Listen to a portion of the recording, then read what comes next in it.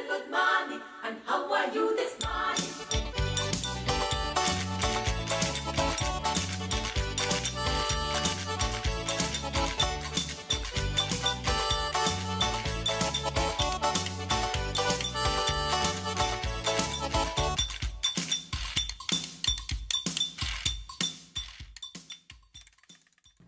And you are, yes, you are in tune to the morning show right here on Love FM and Love Television on this 10th day of August. We certainly want to say pleasant good morning to you, our viewers and listeners, throughout the length and breadth of this beautiful jewel of ours. Those of you in the diaspora who are streaming, we're certainly glad you could join us. And of course, you know it is Monday, and when it's Monday, we usually jump right in and give you a recap of the Sunday lottery draw. The first prize was 3637, with 37 being the single winning number. 3637, and the 37 is your single winning number. Second prize, 1635, 1635, and the third prize, 0074, 0074. Missing numbers, 2, 8, and 9. 2, 8, and 9 are your missing numbers. If you won, congratulations, like our good friend here. And if not, we certainly want to urge you that you could try tonight. You could try the Bolido, which comes up right here at Love FM and Love Television on or about 9:10 p.m. As they say, you got to be in it to win it. This morning, of course, when it's Monday, I'll be joined by the news director right here on Love FM and Love Television, Renee Trujillo. So what we'll do right now is take a quick break, and we come right back.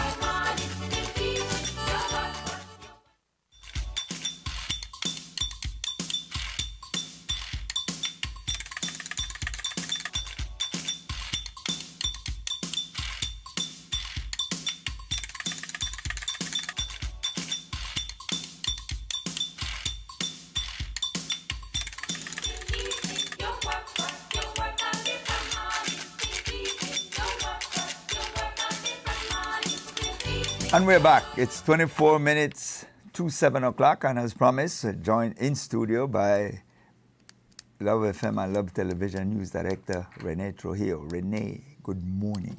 You learned my name now. What? You don't lecture me last week, so I get it correct. What? Yeah. How was the weekend? How's it been going? You've been chasing behind the conventions or what? Well, I worked this weekend in the newsroom, so yeah, that was part of it. Okay. Part of several stories I covered over the weekend. Mm-hmm. The convention, you had three conventions over the weekend. You had Benquevejo del Carmen for the UDP, where Yusuf Guerra will be the mayoral candidate for the UDP. I am yet to get the names Of the the councillor candidates. Remind me to talk about that weakness in Yeah, we terms kind of just like they don't exist. Yeah, and I think that the UDP is doing themselves an injustice by aligning with that that narrative or that perception that they're not important because they don't put it out there. There was very little campaigning that you saw on Facebook in terms of the party pushing their conventions or their candidates or, you know. You had Dwayne Sampson, who from Dangriga, who won the mayoral race yesterday, doing his own ads and everything on his own personal Facebook page. But aside from that, you didn't have the UDP or you don't see the UDP pushing their dates for conventions, you know, and I think that's important, and I think even more so because yesterday was not a closed convention for Dangriga. Was it open? It was an open convention, Oh, which wow. was interesting. Okay. I think if I remember correctly, I think they said 868 was the voter turnout. Open conventions sometimes can be risky because you end up with the other side trying Exactly. to promote the weaker candidate. So I thought I didn't understand the logic as to why the UDP would have an open convention, but then again, it wasn't really risky on their part because nobody's paying that any attention.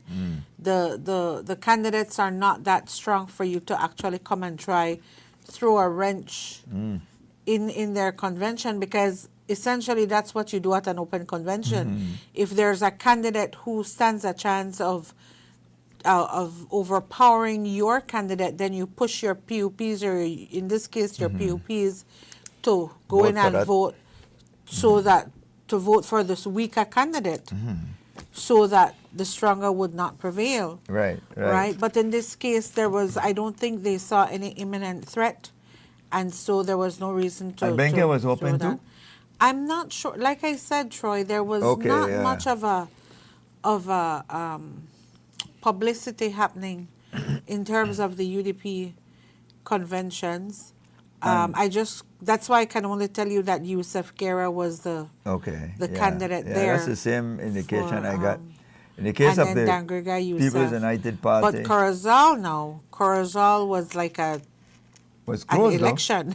No, it was it was a closed convention. But I essentially thought it would have been a delegate convention. thought so, but it would have But- been extremely small because remember, Corozal Tongue is kind of just the. Well, yeah, that's true. But then Yeah. but that would then essentially be the voters for the municipal. So I didn't really see an issue with it in terms of being a delegate convention because you're targeting the exact people who would vote in the municipals But delegates come March. would have be just one But- for every 25 votes, like in the case of Tia would have gotten, because remember, Corozal Bay covers Corozal Tongue. Tongue, And correct. so you would have been a very Very tight. small, Okay. probably less than 100 for that matter in terms of delegates. So I figure Belize City is a bit different because it's 10 different divisions Yeah. that will be participating. So you kind of get to a wider cross section. But I know but at- it was at still 12 close in the sense that what it means that known And PUPs. so this is what I think a lot of people don't understand, because our correspondent Vince was out there yesterday all day by the Civic doing coverage of this, and I think one of the things that a lot of people do not understand is these terminologies when it comes to conventions. So this woman went on camera and she was so upset because she was not allowed to vote. And so the correspondent asked her, well, do you vote PUP or UDP? And she said, sometimes I vote PUP, sometimes I vote UDP. That automatically disqualifies you from voting in a closed convention. Yeah. Because what a closed convention signals is that the party dictates who can and who cannot vote. because it's a party so convention. if I know that you, Troy, the one staunch UDP, why would I allow you under my tent to vote when I know you're not a loyal supporter? So a closed convention is for party supporters.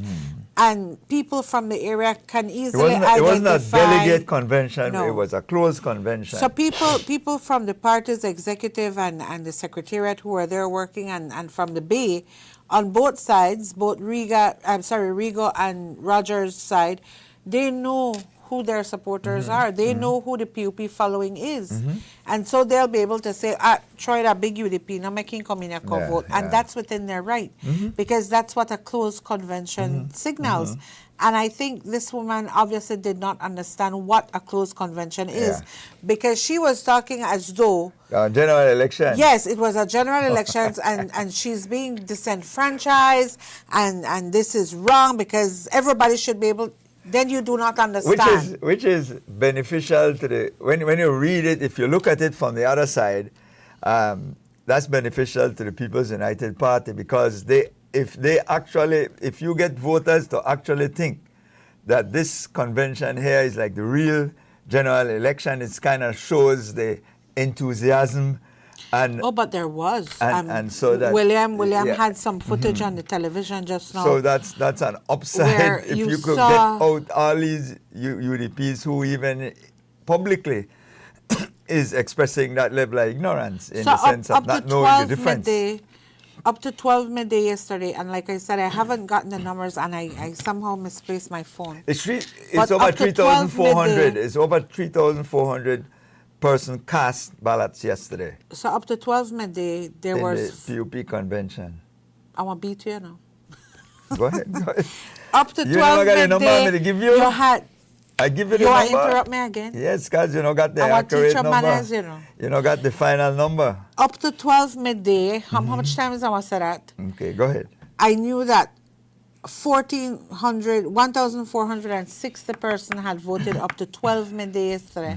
So when I got that official count there, I was like, wow, this is an amazing turnout for a convention.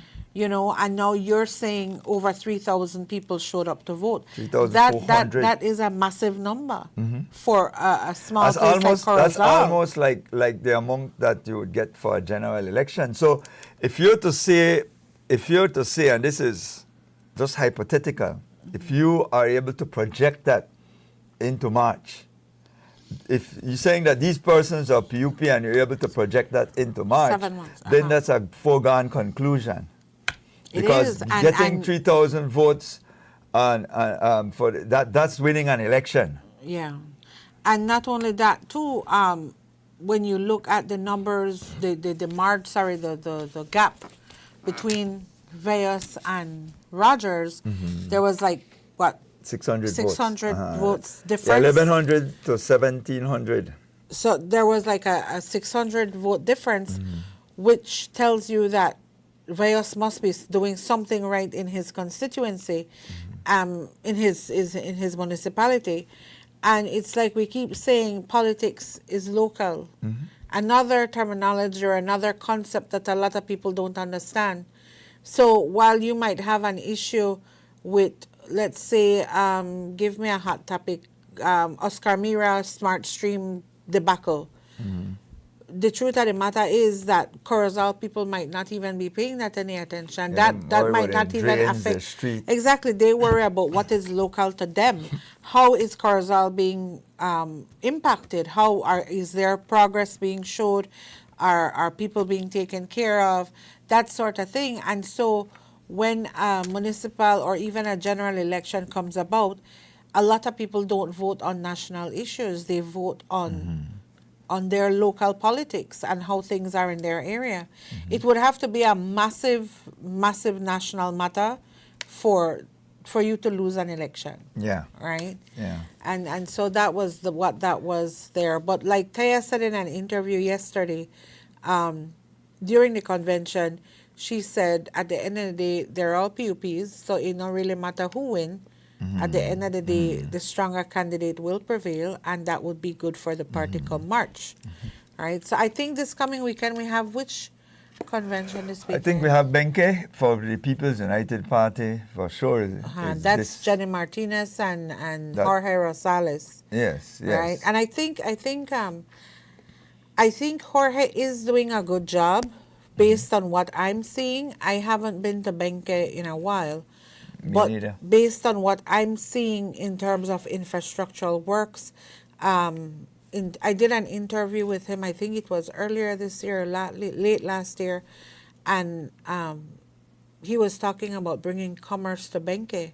And Country Meats was one of those local entities that reopened in Benke Viejo del Carmen. Okay. You have to understand, I used to live in Benke, right? Okay. Many years ago. I used to live in Benke, and it's a very small community. You don't have much opportunities for employment. You don't have much opportunities for commerce because it's so small. And the truth of the matter is a lot of people jump the border into Melcher. Melcher. And it's cheap for them because the fare of getting from their home to the border is little to nothing, very Yeah, minimal. yeah. And so if they can go to Melcher and they bring their clothes and they bring their tomato sauce, their soap powder, that sort of thing, it works out more affordable for them. Yeah. And so it kind of cuts into the potential for commerce. Yeah, border towns tend to have Yeah, that. right. Corozal, The Corozal same. is the same thing because you just jump in your car across the border and you could even put in gas. Yeah. You understand? You put And in still have gas enough and when you get back. Exactly, right? And so, but in terms of infrastructure and trying, I know one of the things that he had said was that he was talking to Minister Anthony Mala to try and see how Benque Viejo can be developed as a tourism destination. And I think it has all the right ingredients for St. that. You have Antoinette St. is right in Antoinette, that area. you have the Succots Ferry, you have the Welcome Center that the BTB recently opened as well in that very area.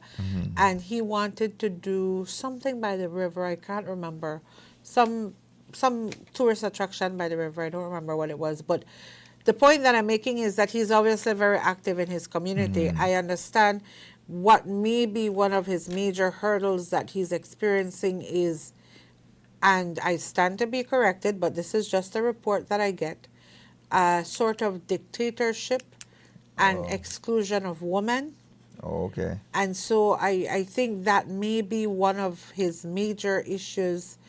That's one of the campaign thing they're using against him, maybe? I don't know, I'm telling you based on what I have been observing and listening to over the past year.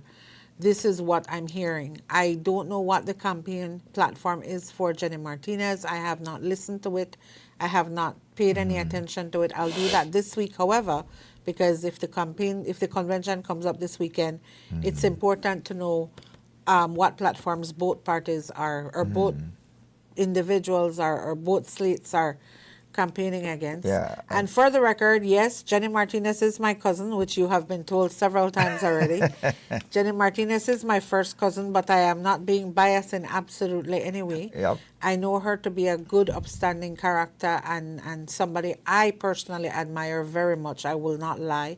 But I'm speaking from a personal level, how she would operate in government. I cannot attest or endorse that because I don't know. But I know she's a very honest, straightforward, very much like myself in terms of rubbing people the wrong way because your honesty tends to be a bit too abrasive, right? You say it, so, Mami. no, I own it. I own that, and a lot of times I know that you tend to kind of come off a bit abrasive and it's not intentional. It's just I don't like small talk. I'm not into that. But anyway, that's another. Yeah, well, this weekend is Benke. I don't know what's up for the People's United Party. Not sure what's happening for the United Democratic Party this weekend. Like you said, they are very, very quiet and how I didn't even know they were having Benke and Dangriga convention. You know, I didn't until know. when a couple people from the municipality send me a little note and say, hey, this is happening. And I like, oh, okay. I didn't even realize that. I knew of Dangriga, but I did not know Benke was also on that for the weekend. And the son of guy that won in Benke is the brother of Miguel Guerra. His name is Yusef Guerra. Yes, Yusef And Guerra is his Miguel name. Guerra, who is the UDP era rep for the United Democratic Party, Miguel Guerra in the House of Representatives. No? So, That should be an interesting. yeah, in terms of the March convention, because you have the support of the era rep, obviously, and he had one in that era. So I don't know how the PUP will unify, because they have their little issue too with the former era representative and the mayor. That anybody who tried to deny that would be foolhardy. That they don't see eye to eye. For the People's United Party, they don't have the same vision, I think. So hopefully that The is going to former be era. aligned. Oh, right. Yes, yes. You're right. That was very unfortunate. I think that was what kind of made PUP lose its Kaya West seat because of that very same friction between Meling and Jorge. Mr. Rosales. Yes, Yeah. right, Jorge. And that was unfortunate because that meant you didn't see the bigger picture. Yeah, two Jorges. Yeah, right. So, but that should be interesting to watch. I know the Belize City one is on the 30th of August. Yes, that's a big one. And then Dangriga is an endorsement. San Pedro is an endorsement. PG is the Orange Walk 23rd. is an endorsement. And there's another one that's an endorsement. You have 4 endorsements. Orange Belmopan? Walk, San Pedro, Belmopan, and Dangriga. Those are 4 endorsements. And then you have PG is PG. is 23rd. I think it's PG, the 23rd. Benke, Benke is Belize this weekend, City. then PG, then Belize City. We're Because missing the one. PUP has Oh, 4. we don't have a date for Cayo Cayo yet. That's what no San Cayo. Ignacio Yeah, Santa no Elena. San Ignacio yet. Right. The- Well, I'll definitely we don't have candidate yet. We don't know whether they'll have convention or endorsements. Yeah. So, well, they need to get on with yeah. it quickly with Benke, because with San Ignacio, Santa Elena, because that's the one era that is controlled by the UDP. So the earlier you start, the better.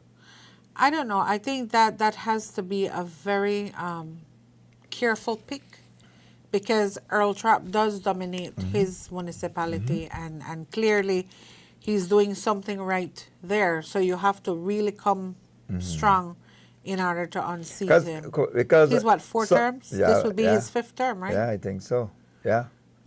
Or more, he's there longer because he was as council before. before he Yeah, so became mayor. he's actually involved in the town council for, I can't remember how much, but definitely more than 20 years.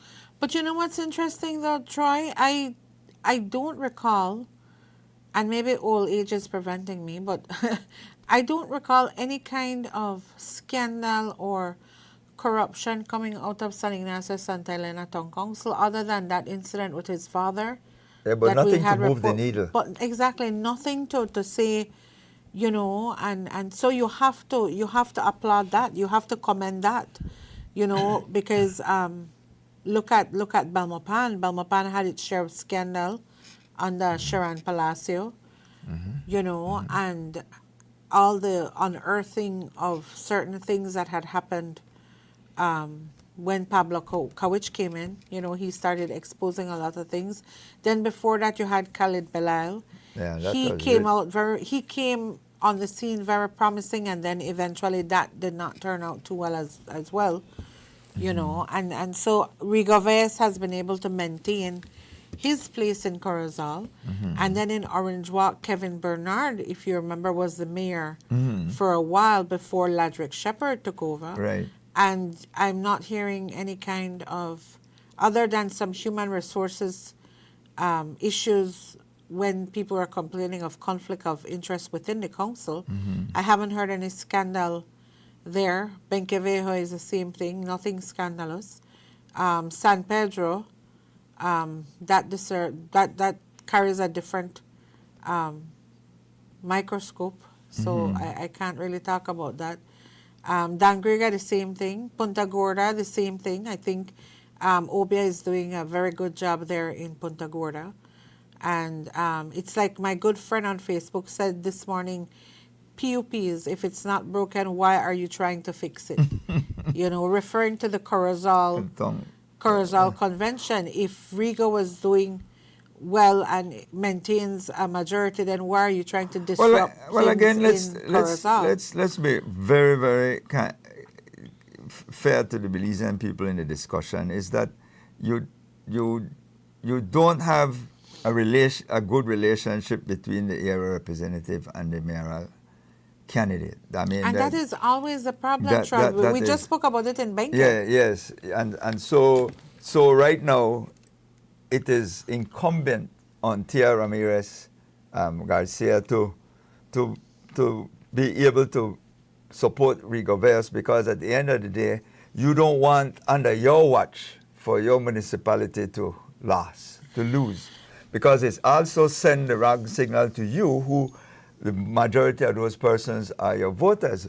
I mean, and it happens from time to time, because there's always a struggle. Mm-hmm. We hear the same noise coming out of PG. You know, Dangriga seem to be quiet. We may hear some saber rattling in San Pedro between the area rep as well, and that seemed to have subsided. Obviously, there's no riff in Orange Walk, it sounds like. So, Belmopan, you kind of had, you kind of feel a little from time to time, but then they seem to kind of just trying their best to work together, because one of the things we have to recognize is that area representative part of is kind of overarching over the municipality in terms of their authority. They kind of want to have the mayor to their line, and the mayor is saying, I go to voters as well. Mm-hmm. And so you always end up with this sort of tug of war. Yeah, I'm hearing the same thing in Punta Gorda, actually. I think it's very unfortunate, and I think that at the end of the day, either party, whether it's UDP or PUP, have to understand how that plays out for the party in general.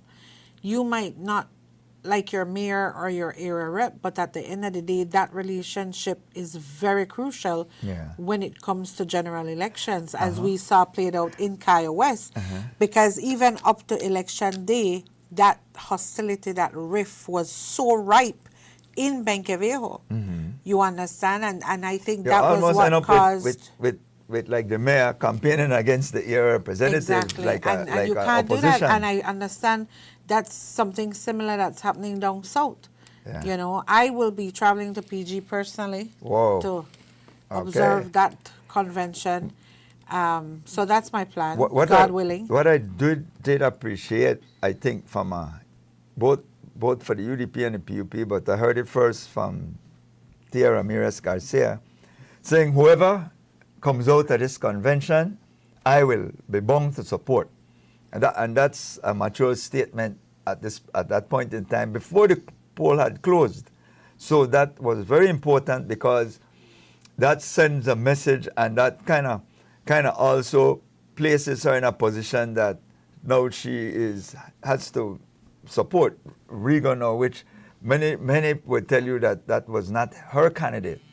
Or the candidate that she supported. So I think she was pushing for woman in leadership, from a woman in leadership perspective, and I think that was why she kind of put her strength behind Miss Rogers, not necessarily because she had anything personal against Rigoveros, but she wanted to push for that woman in politics. Well, she can choose whoever she wanted to support. That's democracy. Yes, but at the end of the day, now that the thing is over, we see it in the United States as well, where there's a struggle to continue to unify, because sometimes you go through some conventions that are what is called bloody, that are ripe with strife and so on. So to pick up back the pieces and mend that back together sometimes takes some time.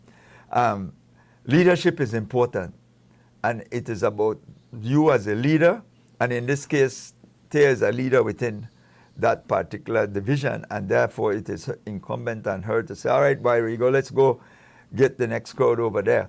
I heard it in Dagriga as well with the interview with Honorable Tracy Panton as well, where she said, after this, we have to come together as a unit, because that's what we're supposed to do and expected to do.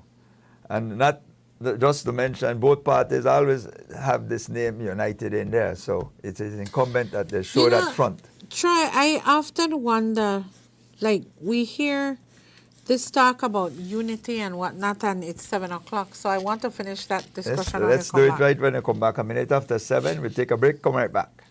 Introducing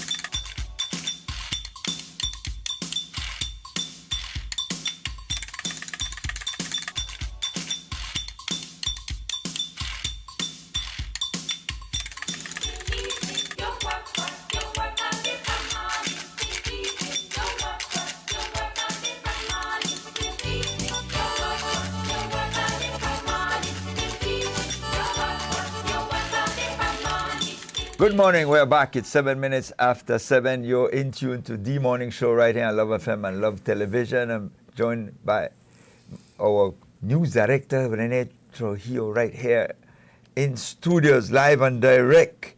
So Troy, I was saying, so you talk about unity before we went on break, and for me, I think that politicians don't realize that people can read their behavior, their personality, and especially in House meetings and Senate meetings when they come together, you can tell when a party is disjointed or when there's some sort of friction or hostility. And I think in the case of UDP, I think you see a disconnection. I'm talking about particular in terms of House meetings and Senate meetings. More so the House meeting, there's a disconnection that it doesn't matter how much you use the word unity and you use the term coming together, we can tell by the way you perform together as a team in the House whether that coming together is genuine or not. And I'm yet to see it. Yeah. I am yet to see that. I don't see that coming together, and the next thing I don't see is that, for example, the presentations in the House, if you notice the last time when it became a spectacle, was when Miguel Guerra was praising the praising the government for works that they were doing. There's still that disconnection. There's not that coming together, and it is so one obvious. of the things that has to be clearly stated is that Miguel Guerra and Hugo Pat are Shine's candidate. They're his candidate.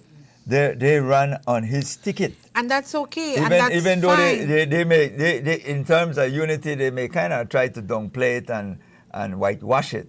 But we know better. Yes, but so that's that is okay, why that's those fine, those two people always look like they last, or they're on a different page than Lee Mark. And then Lee Mark also have an issue because, you know, he is particularly could fund himself and doesn't need the party to fund him, so he kind of does his own thing.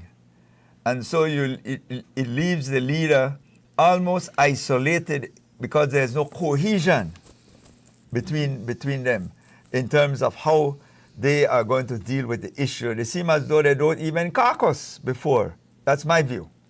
You know, because of how their performance happened in the House. And I believe that between the five of them, they should be able to be very effective, you know, because they have material to deal with.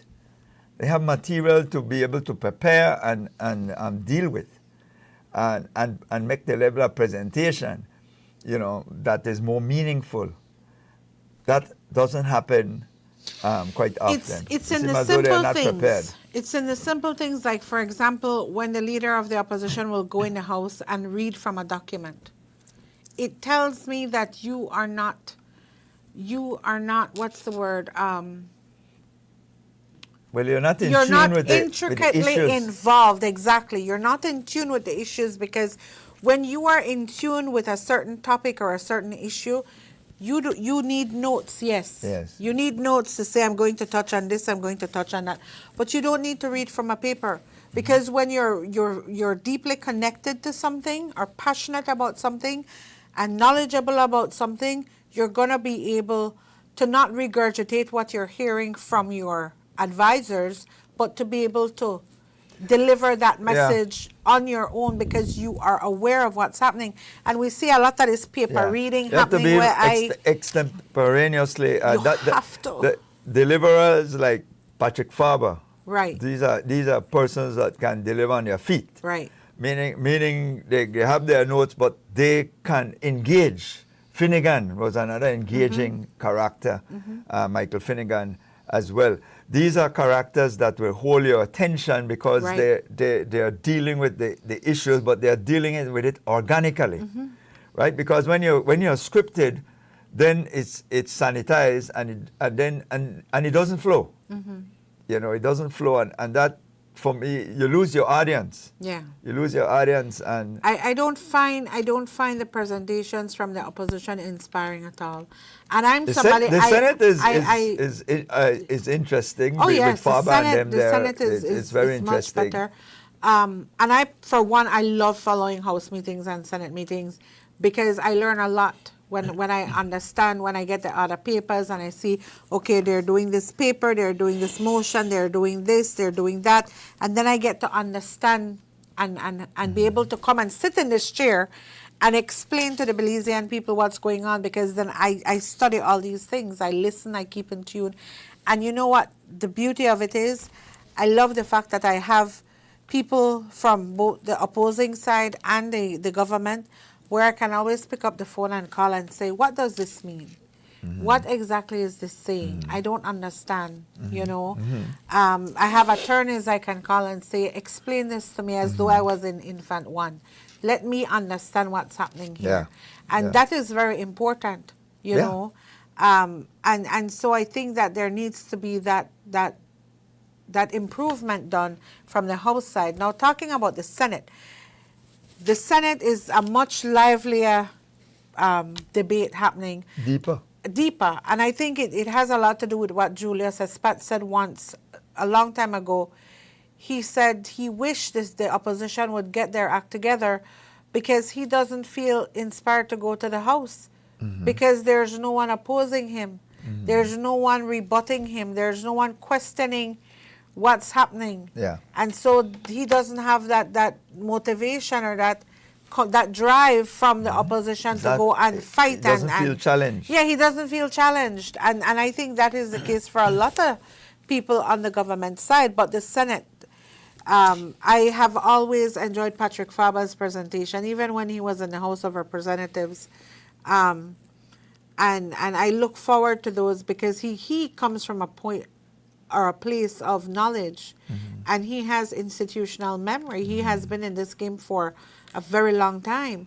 And so when you listen to him speak, you know that he's going to do this on his feet. It's not going to be from a paper, you know, and I appreciate that very much in his presentations. Sheena Pitts is a very intelligent woman. It's very clear to see that she's very, very intelligent. I think her condescending behavior, however, is what kind of makes you block out a lot of what she's saying, not because it doesn't have substance, but because of the way she comes across. And as a matter of fact, you were reading an article just now. Yeah, somebody had put out an article that they felt that her conduct yesterday at the convention was unbecoming of a chairman, but that's the view of the author. But the point you're making is important because you have to be able to connect with your audience. You have to be able to connect with the people, inspire them, you convince them that you are worthy of doing the job when I put you on the other side. And so this is why I think when I made the point that there is no cohesion, because you have to feel the people. Back in between the 2008 to at least up to about 2016, 17, you could felt the PUP was not united. You could felt there was differences between the leadership and factions, you know, and so you could cut those tensions with knife. They were very thick, right? And so the people felt it. It's not until around 2017, 2018 when they start feeling that there is a unified approach, and then you start to see the inroads being made, where the people now is saying, I think, you know, that together now I could trust you. I can trust you, and then you could start to see the winning Belize City. But we're not seeing for learn from history. Yeah, right. And I pointed out to several persons that history is important. Not for you to go and live there, but to learn from what occurred in the past. Because really and truly we're seeing it play out over and over and Somebody over. sent me a note and said, listen, the PUP look like they don't have no competition coming from the UDP, so they start to form their own competition internally. Oh, they don't have opposition, so they start to be their own Own opposition. opposition, That's so- a very dangerous path to walk down. Yes, because at the But- end of the day, you could crystallize issues. Remember, back in 2004, it was the PUP against themselves that crystallized the UDP that led to their 2008 demise eventually. But they lost the election from way before. If you go back to 2006, they got blown out in terms of the municipal elections, and that was already the handwriting on the wall leading up to 2008. But it was ignited by the G7. That was their own internal competition, and Dean Barrow et al., and along with some social partners, seized on that moment and magnified it. But Troy, that was where I think there are only two marked occasions where I saw a massive, performance by oppositions. That time when you had Dean Barrow, you had Lois Barrow, you had Michael Perry-Feet. What was the Association of Concerned Belizeans, the ACB? That was massive. Unfortunately, that was so massive that it led to a riot and a whole civil unrest happening. But that was where you saw an opposition really coming together and say, you know what, enough is enough kind of thing. But it was crystallized by the internal politics. Internal and politics. so again, From the government. the warning is being sounded by somebody who texts me and say, the PUP better be careful because they are doing their own internal opposition, and that has a way to spill over because it gives now the opposition who were like dead in the water. I remember in But Troy, February I of don't know 2004. that it does, because if you look back to when that ACB movement happened, right? You had a formidable opponent. You had a strong opposition. You were looking at all these people. Finnegan was still a crucial part of it. Dean Barrow was the leader. But it was Patrick 21-7. Farber was there. It was 21-7. They just lost in 2003. 1 year later, the G7 occurred in August of 2004. This is history, and the UDP did a protest in February, of 2004. They were probably brought out about 200 people. They were literally dead in the water for all intent and purposes. And then the G7 occurred in August of 2004, and then you get that crystallization, that eruption, because you start to have your own PUP people come against the establishment. And then you remember the big march of August the 17th of 2004, where there are some 10, 12,000 people took to the streets. So I think essentially the PUP it was downhill from there. were 22 years ago that happened. And I think that the PUP needs to understand that you are And it was ignited by On the a telecom precipice undertone as well. of repeating history. And you have to be careful because there's clearly a divide happening within the party. And we're seeing a lot of the same ingredients from that era, from 2004 era, playing out again, this go around. The truth of the matter is that, like you said, the whole telecom situation is a part of it. But I want to say something at the risk of perhaps getting a lot of opposition from the Belizean public, but I want to be very pragmatic here, right? The Senate walkout, right, last week when the BTL board had given its approval for the buyout, right? It's like Louis Wade said, we were put here to do a job. And he was the only independent senator that stayed in the Senate that did not walk out.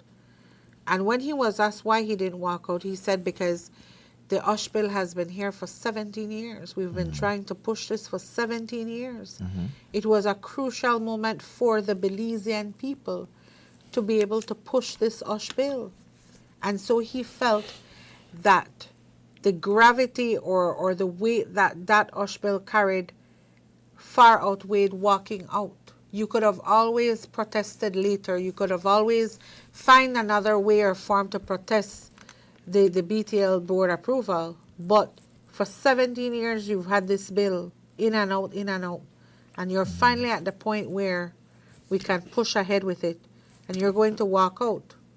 You know, At that point, it was very unfortunate. And I saw his logic, and I commend him for that, because he looked at things from a very pragmatic perspective, right? But I started there because I think that I think the BTL situation really needs to be looked at from new lens. When that walkout happened, when that approval happened, it was as though no questions, there was no room or time span given to ask questions as to find out, okay, so why did you approve this? What new circumstances have come about that made this approval happen, right? Immediately you had releases started coming out. At the sound of an approval by the board, you had releases started coming out with no due diligence. It's obvious there was no due diligence that happened, because between the span of time when that news came out of an approval to when the releases from the union started coming out, there couldn't have been time to find out. There couldn't have been time to do some due diligence to try and find out, okay, what different has occurred or what new information has been presented for you to now approve the buyout.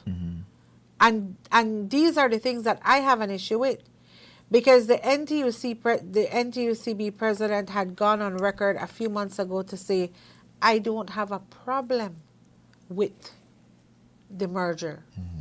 I have a problem with us not getting the kind of documentation or report we're asking for, which was an independent review, which was done after the unions and the social partners had asked for it.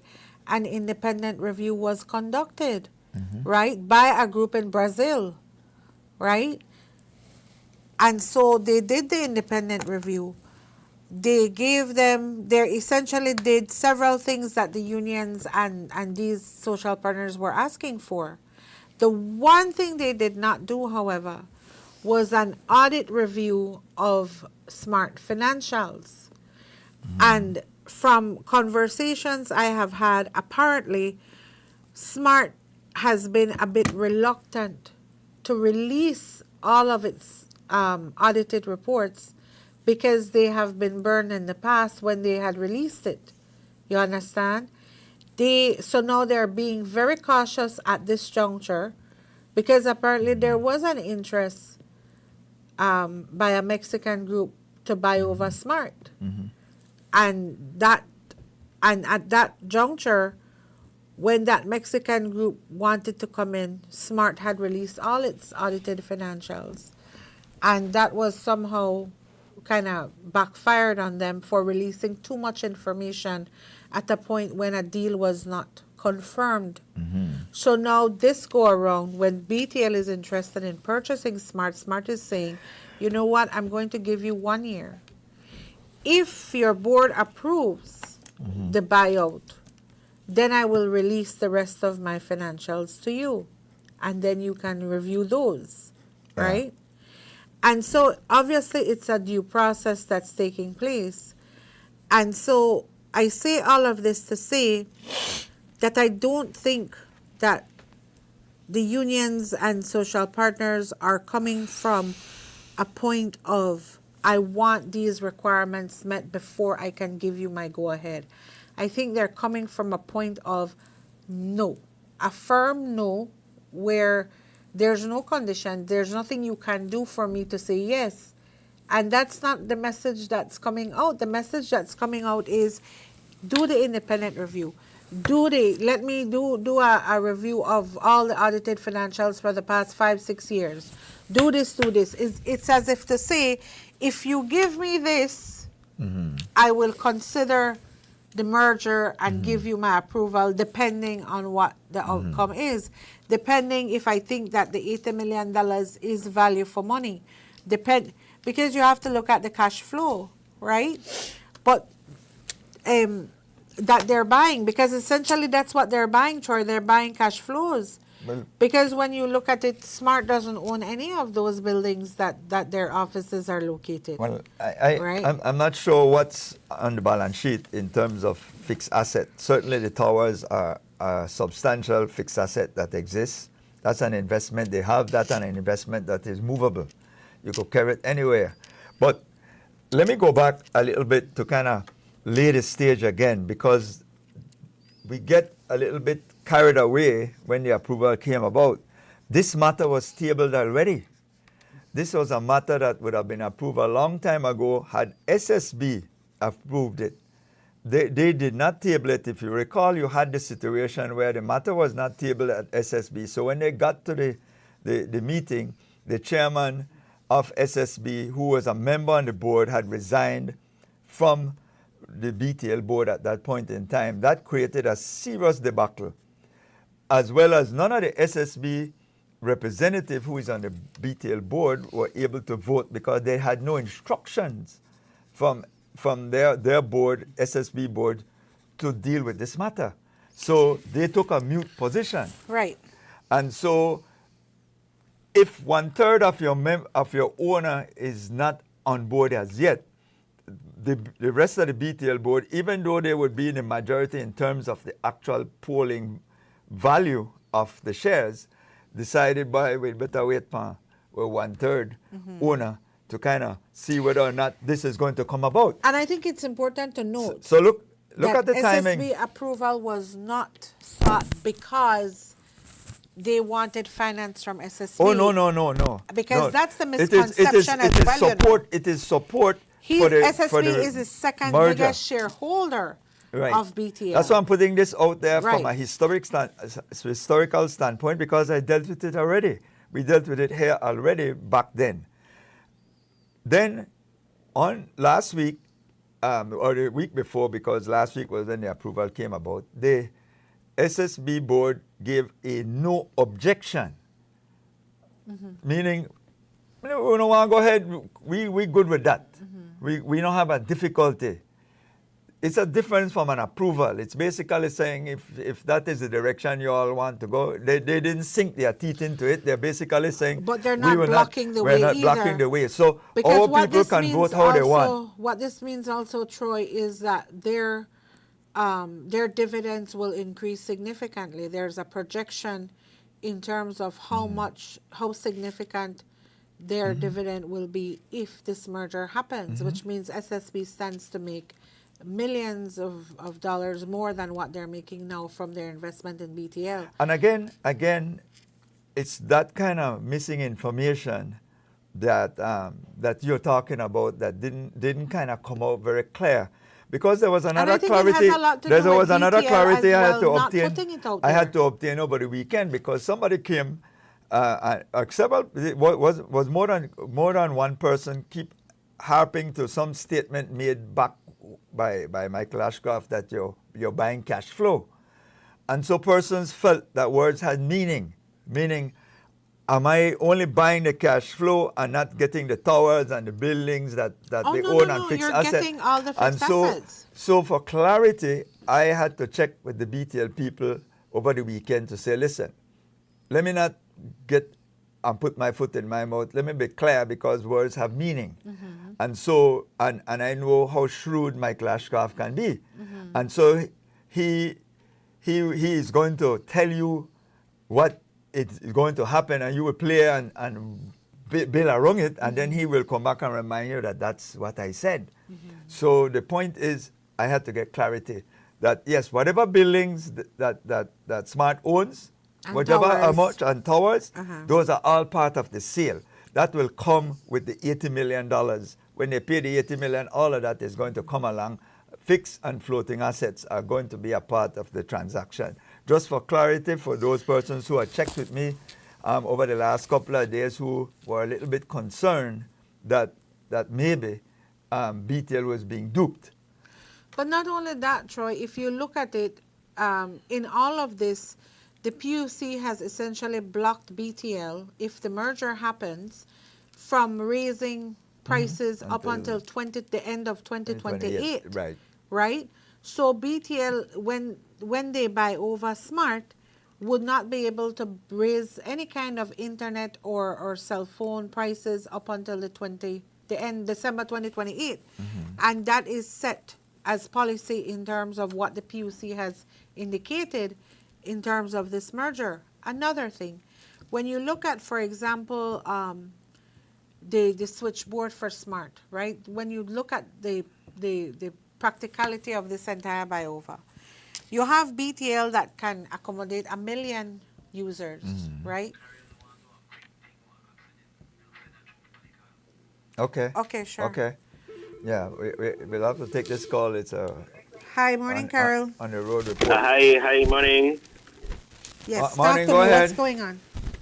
All right, so I am directly in front of where here on the Lake Independence Boulevard, where the intersection meets with the Eleanor Hall building, and there is an accident, an ongoing situation where the motorcyclist, there's an accident here where a motorcyclist had crashed into the side of a taxi while the taxi was making its way, I presume, from the Eleanor Hall compound across the intersection where the motorcycle struck into its side.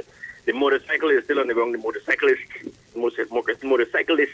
is still on the ground, and we are currently waiting for the medical professionals, I guess, Bert, to get here. Now, I want to make it known to the general public that this area is a very well-trafficked area here on Lake Independence Boulevard, and this is still a situation that has not been cordoned off as yet.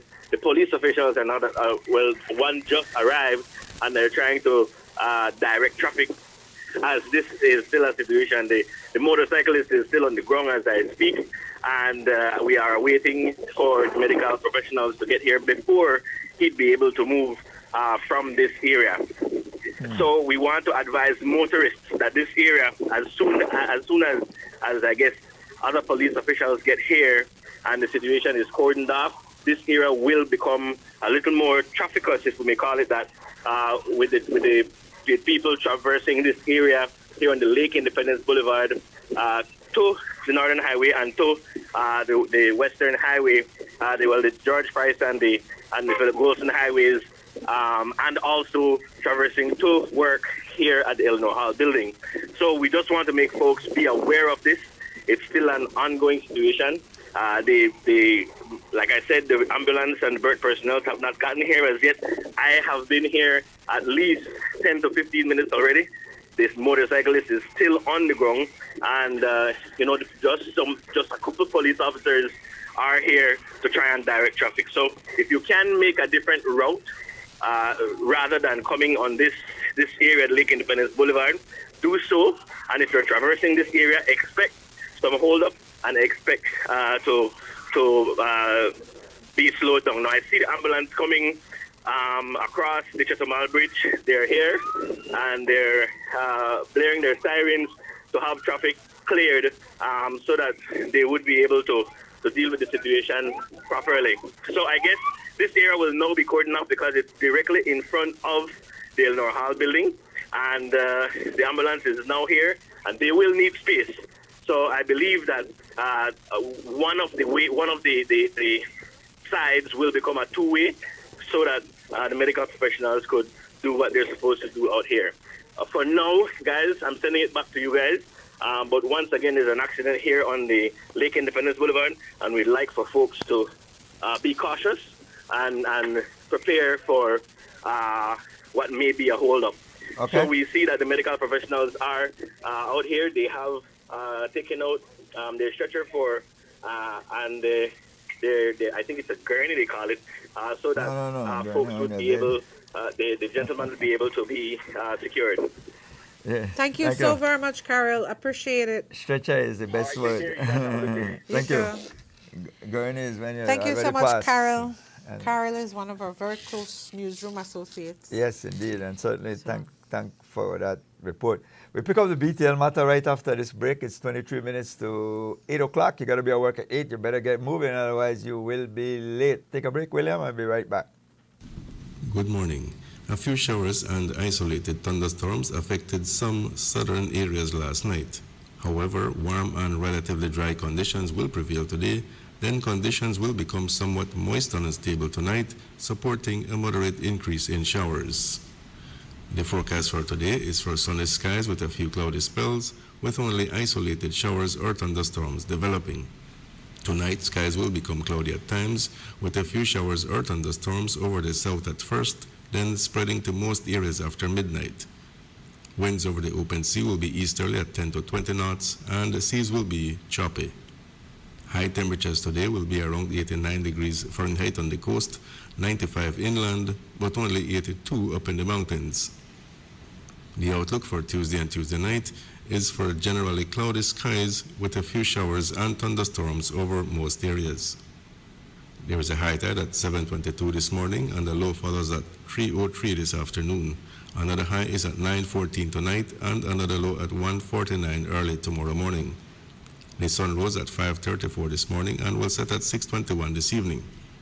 The moon goes down at 4:53 this evening and comes up again at 4:19 tomorrow morning. In the tropical weather outlook, tropical cyclone formation is not expected in our area of interest during the next 48 hours. With that, we end this report from the Belize Weather Bureau. Pelican is more than just brewed in Belize. It's made of Belize.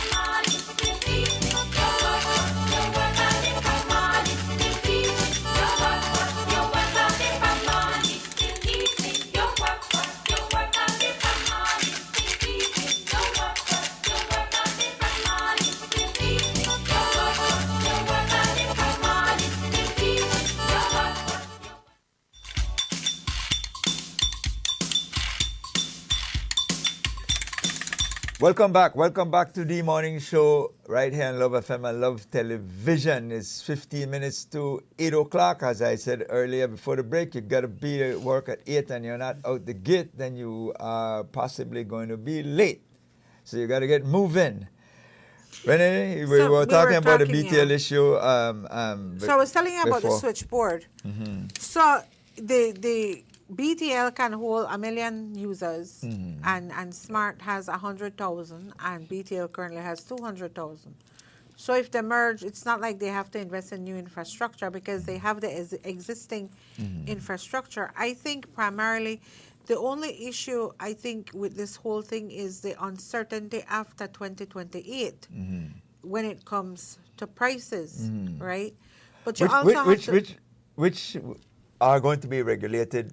Exactly, by the Anyway, PUC. still. So last week, the PUC gave a release assuring the Belizean people that, you know what, we got you. We don't allow BTL for, take advantage or whatever. Because when you look at it really and truly, Troy, you know the reason why we don't have franchises in Belize, right? Small. With the small. We're a small country, and so we have to look at that. So you can't do a comparison to say, oh, in the U.S. you could choose between Sprint, AT&T, or whatever other Yeah, but you're companies they looking have. I at don't know. almost 400 million people. Exactly, compared to 400,000. The reason a McDonald's and a Burger King and a KFC and a whatever other franchise Yeah, traffic. is because we don't have the population to sustain that kind of business. Remember when Subway came? We had KFC here many, many years ago. Yeah. I was a little girl when we had KFC here. Exactly, by where the building, the fire made. We had KFC. We tried Subway. For the first few weeks, Subway lined there all the way past Central Assembly of God. They First got to bus. Atlantic Bank. First bus, exactly. After that, We have Esbarro right now. We don't know how that's going to turn out, but are people willing to pay the prices that would be required franchises to are sustain expensive. a franchise? Imagine a meal, a McDonald's meal in the United States run you almost $10, $11. Sure, you talk U.S. Yes, U.S. dollars. Yes, That's my so point I was going to 22 make. That's Belize. 22 Belize dollars. Are you willing to pay $25 for a Lee Burger King or a Lee McDonald's burger like this? And that is what these people are paying in the United States. Yes, they will argue that they earn U.S. dollars and therefore it's like for like. But I'm saying when I compare what I get compared to here in terms of the conversion, then it makes it very significantly expensive for me. Like you're buying a beer at a ball game for $12 US in the United States. That 2 beer, you could buy a case of beer down here in Belize. That's the kind of mentality that when you start to put the economics to it. What I wanted to say about this BTL merger and the issue of this merger is that there's two components that we keep hearing about, the issue of monopoly. First and foremost, BTL enjoys a dominant position that was recently established by the Public Utilities Commission, meaning that it's almost a virtual monopoly. The second thing is that people say, well, let's just not spend the 80 million and invest in maybe putting Smart out of business. But that will put you right back at a monopoly position if that happens. So all this is happening is accelerating the position, ensuring that you get the customers now, so you get a benefit of the cash flow. I was talking to a couple of persons who were part of the Smart organization, and their position is that Smart earns about $4 million a month. That's about $48 million a year. So that is the increase in revenue. And if you minus, say, the duplication, because you might have some persons who are overlapping. So let's say that's an $8 million. So you're looking at, say, $40 million a year. So in 2 years, in terms of cash flow, you would be able to cover the $80 million. Yes, you have an expense that will be attached to that. I'm not sure what the expense would be. But let's be ultra conservative that within 3 to 4 years, and I'm looking strictly from a businessman capitalism or capitalistic standpoint, not about the politics and all of that things like where people will run with and say, well, the prime minister, people and get so much and all that. That's the politics of it. me as a, And therein lies the problem, Troy. And that that's why we I'm not- politicize everything. and that's why I'm not politicizing, having a discussion Because of the the politics. problem, because I that's don't emotion. think, from my assessment, the problem is not so much the merger, you know. The problem is not so much the merger. The problem is not so much the cost. The problem is not so much I lose my train of thought. The problem that people have is the politics of it. The fact that, yes, it is John Briceño's brother and cousin who are part owners of Smart. And so the problem now is that, oh, the Briceño family will benefit. But this is a business transaction at the end of the day. And we tend to want to put politics in everything. And that is fair, you know, Rene, because I always say that you as the opposition or you are the persons who are competing, that's your job. Your job is to find the lowest hanging fruit and to tug at it. The other side has to defend themselves or have to be able to be proactive. You made the point that it's not until agitation started after the approval that you start getting these information coming out, or these about the BTL deal, which you never had before. Which is a weakness by BTL, because they need to put out this information so people can make a decision or form an opinion from an informed standpoint, which is what I did. I went to do my homework. You understand? And so when I went to do my homework, I questioned several things. And so then I asked the question, so what about staff? How will this affect staff at Smart if this merger happens? And so I was told that, you know what, there will be a 1 year, a 12-month transition period where they're going to review. So, for example, if I work at Smart and I work in customer service and the merger happens and then BTL realizes, oh, but you are better in HR, that redeploy. 1 year will give them time to redeploy, train people in new areas, and finalize a whole HR. We kind of saw Because that what's image with happening- Scotiabank and Belize Bank Exactly. as well. So what's happening here, you have to understand that Digicel is not only about telecommunication, right? They now sell software. They have diversified. They have DigiWallet. So there are different entities where Smart employees can be incorporated into. So that covers the labor aspect of it, right? In terms of what they keep on using the word duplication, and I think that they need to simplify that term because a lot of people don't understand a lot of these terminologies being used. So when you talk about duplication, you have what? 2, 3, 4 towers on the the coastal same- road. In the same Smart cell site BTL, radius. Smart BTL. That's what you call duplication. So if the Giselle would buy over Smart, they would take those towers and take it to remote areas because there are still like 38 remote areas that are not serviced with cellular access or internet access. And so that's one of the things BTL would do. Also, when you talk about duplication, or not so much duplication, but in terms of access, did you know that there are 11 areas in this country that Smart services that BTL does not? And there are 21 areas in the country that BTL services that Smart does not. So you'll have So the now ability you'd to have the redeploy. ability to redeploy. And so all these places would have clear access and what have you. Also, one of the things I did not know, Troy, is that Smart buys internet from BTL every month. So the internet that I use on my smartphone is actually coming from BTL cables. So Smart has to pay BTL a certain amount of money every month to access their internet. And so I'm saying all of this to say that if you're going to form an opinion on this whole buy over, let it be an informed opinion. Let it not be by the sky is falling or by the Chicken Little narrative or by a political twisted agenda or narrative. Let it be from a very practical and informed standpoint. There was That is all I'm saying. another very important component that kept coming up is the liabilities of Smart. Any long-term liabilities, I was made to understand, is not going to be a part of the transaction. All the severance payments and all the employees' benefit that is required on termination / winding down Smart and moving over are going to be borne by the present owners. It's not going to be additional cost to BTL. So all of that will be net of the 80 million. So the only liabilities that BTL would be inheriting is maybe any small bills, like maybe for stationaries and different little things, small recurrent payables.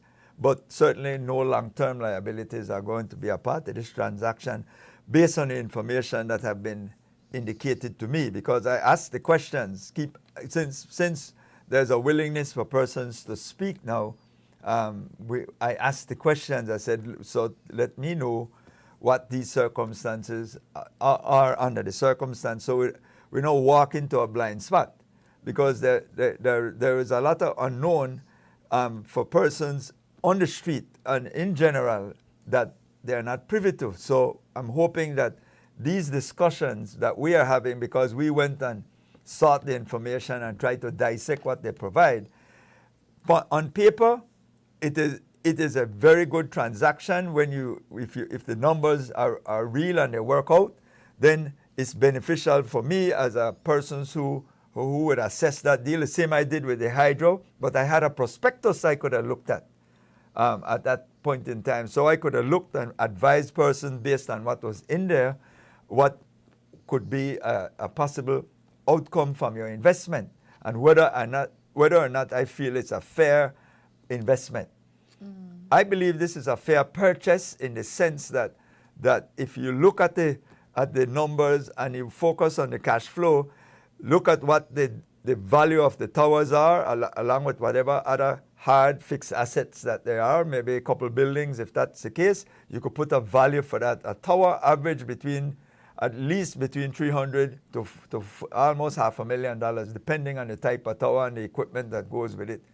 That's the value inclusive of the land that it actually, sometimes it's leased or sometimes they own it. The circumstance, I don't know. But if you take that times that, let's say Smart have 100 tower, then you already know what number exists for the value of the tower. You know what value exists for the building. You could do an assessment of that, and then subsequently look at the cash flow, and you could do your future value or your present value, depending on what kind of mode you want to put that in. And you can then turn around and say, I am covered. Plus, this is a self-finance. The seller is financing it. So he's saying, pay me over the next, at 4.5%, and pay me over the next, I said 5 years. 5 years. Okay. Yeah, I said 5 years. I don't get me caught up in 4.2 years and then think and confuse people. But you also have to look at it from the perspective that Smart rents out all its offices countrywide. So all the locations where you see Smart, they're renting. So that merger, Digicel is established countrywide already. So that merger would eliminate that cost. That cost of renting buildings throughout the country. So you have to look at the they business. might own the headquarters from my knowledge, Yeah. but I'm not quite sure. You have to look at it from a business perspective, no, and so that's all I'll say. And to wrap up that conversation, my question is, one of the things I would want to, what I plan to ask Alan Pollard is that why did he vote yes gave his no objection at SSB, and then voted no at the board? Because Alan Pollard sits on both SSB and the BTL board, right? And very credible information tells me that he voted no at SSB, gave no objection, at the SSB I see. meeting, and then voted yes at BTL. And so, that begs the question, what kind of politics are playing Some says behind Troy, the scenes. We also But have to look at it's what 8 o'clock. areas were being cross-subsidized by BTL and Smart. For example, some areas may not be profitable, so other lucrative areas has to subsidize those areas. Fair enough. Again, Troy, from a pragmatic perspective, Yeah. let's look at it from a very informed position than jumping on somebody's bandwagon. You see, for me, Listen to the it's facts, not- and then it's you not- declare what you think. it's You not make saying- an opinion from there. and yeah, we got to go to break. But it's not saying that whether or not you have to agree with the merger. If you are guided by an emotional position. But I'm saying if you want to be business oriented, and this is why the chamber position has been very, very pragmatic in the sense that if I am doing this transaction, these are some of the things that I would want to have access to. But we know when you're dealing with Michael Ashcroft, how he puts you in a bind, and in terms of how he operates, and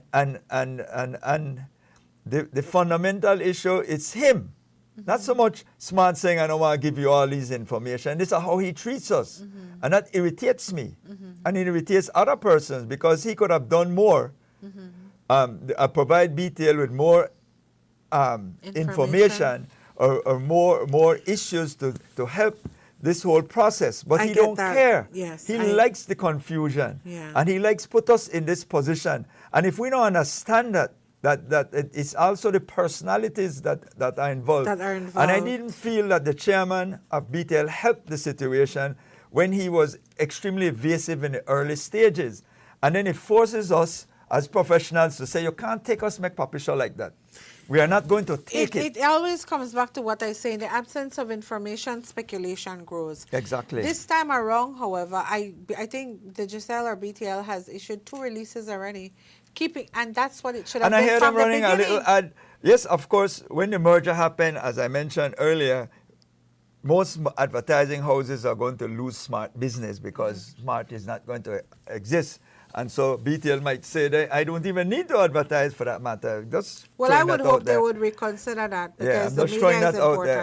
important. But it's important that you help as a good civic, because in order for us to stay on the air, you need the support of the private sector and the advertising dollar, because that's the only way entities like Love can afford to stay open, and many other media houses as well. But fundamental to this discussion is, first and foremost, let's look at it, and BTL should start treating this as a business transaction. Not get caught up in the emotions and hide the information. It's a business transaction. But You I saw have- they started a public you have campaign the in people's terms money of invested, so feel free to be open with the discussion, because I feel as though they have nothing to hide. Based on all the discussion I'm having, they seem extremely pragmatic and should be widely discussed. I think so too. You know? I think so too, and I think that I think the producer will try to have either the CFO or the CEO come on the morning show sometime soon to have this very same discussion and to be able to answer all these questions.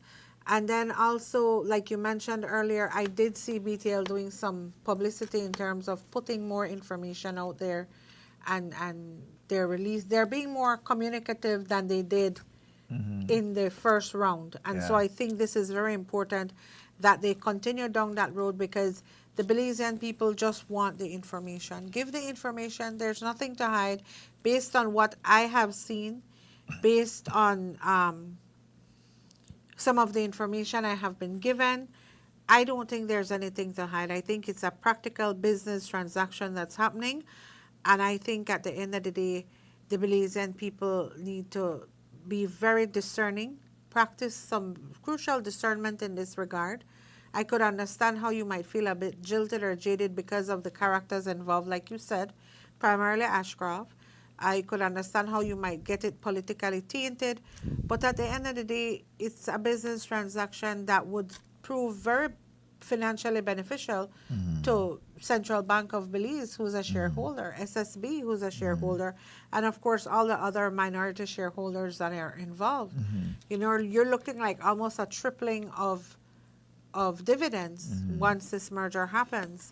And so you have to look at that as well. And you got to and there has to be a way to get around the whole monopoly concept, because that's the legal limitation that exists there. But I pointed out earlier that yes, you have a provider, but BTL holds a very dominant position. Yeah, in the market. So it's already a monopoly. yeah. In a sense. BTL is already a monopoly in a sense. So, you know, and like I said, a franchise cannot survive here. That's why you have, you know, limited companies who service particular areas and- because there's limited consumers on the market. Yeah, it's 5 minutes after 8. We take a break and we come right back and continue our discussions. Every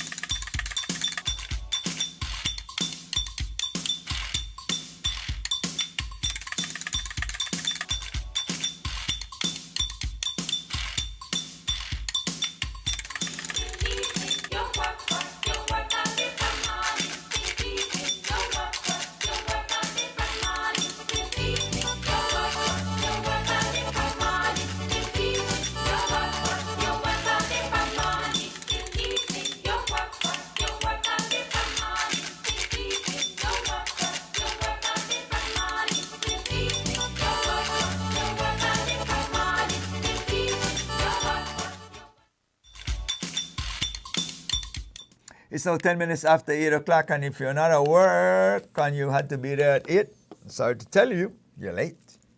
And if you want to bring coffee for me, I welcome a Oh, large, please. and you are gourmet coffee drinker. And Americano, All right. please. Grande, Uh-huh. please. Well, I hear a lot of cycle outside. Beep, beep, beep, beep, beep, beep, beep. Talking about motorcycles. No Renee. Lala milk. Oh, all right. No creamer. Nothing, just black. Yes, just black. Just black. Yeah, just very quickly, motorcycles seem to be, I don't know, 3 people died, and it's weird, you know, 2 motorcycles crash into each other. But you never hear about that for a while though.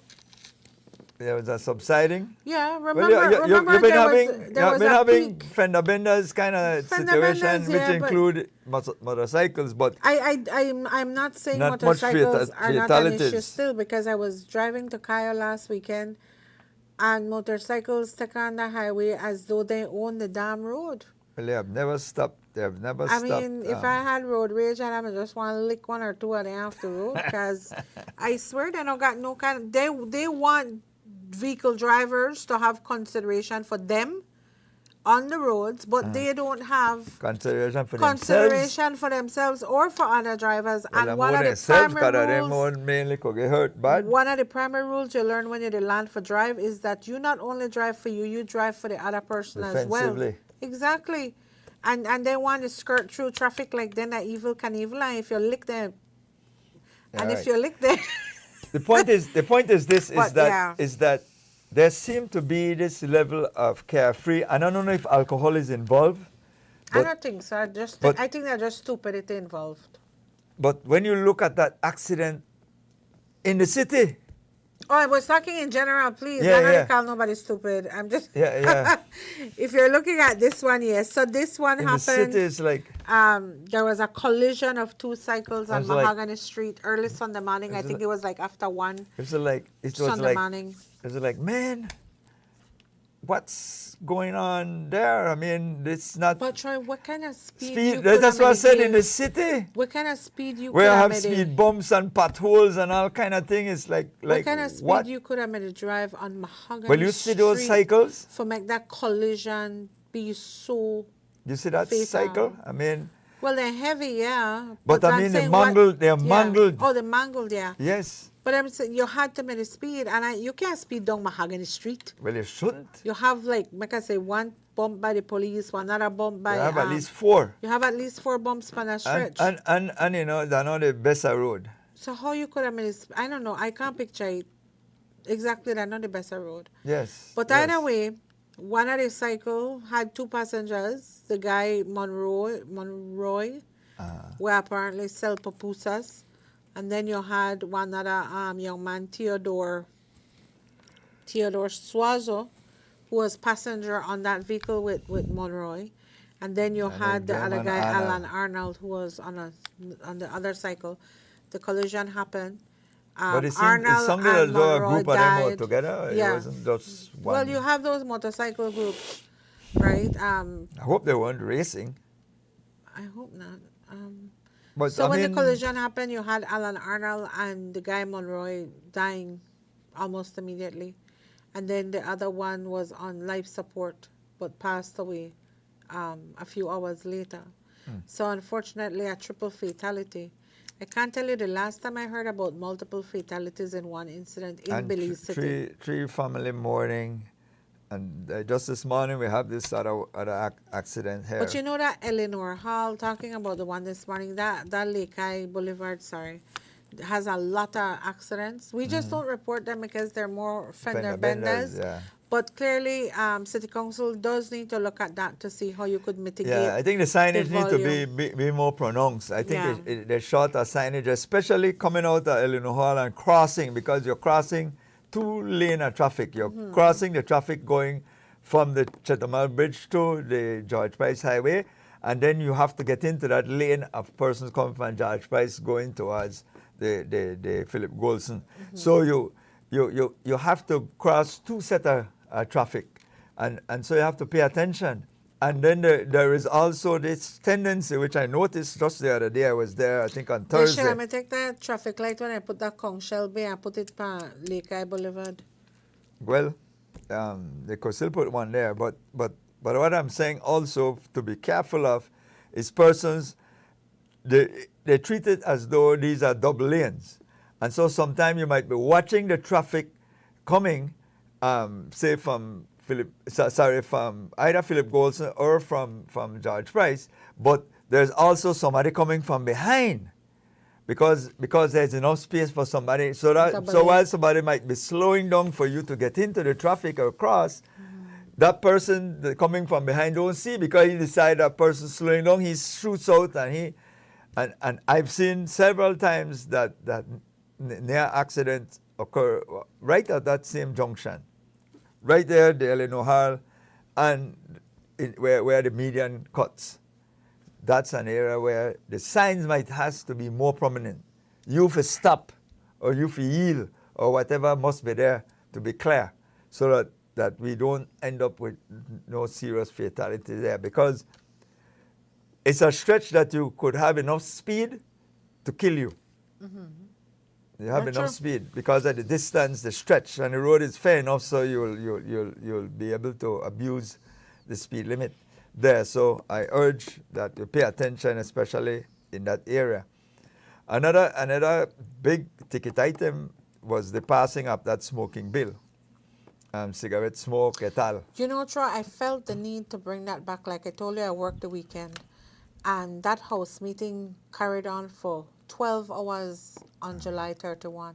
Mm-hmm. That House meeting began after 10:30 in the morning and did not finish until close to 11 o'clock tonight. That's and there correct. was a lot of things that came out of that meeting, and I don't feel like I did justice to covering all the items from the House. Mm-hmm. And I think that tobacco bill was very important because of the changes and the adjustments it's going to involve, it's going to take from persons,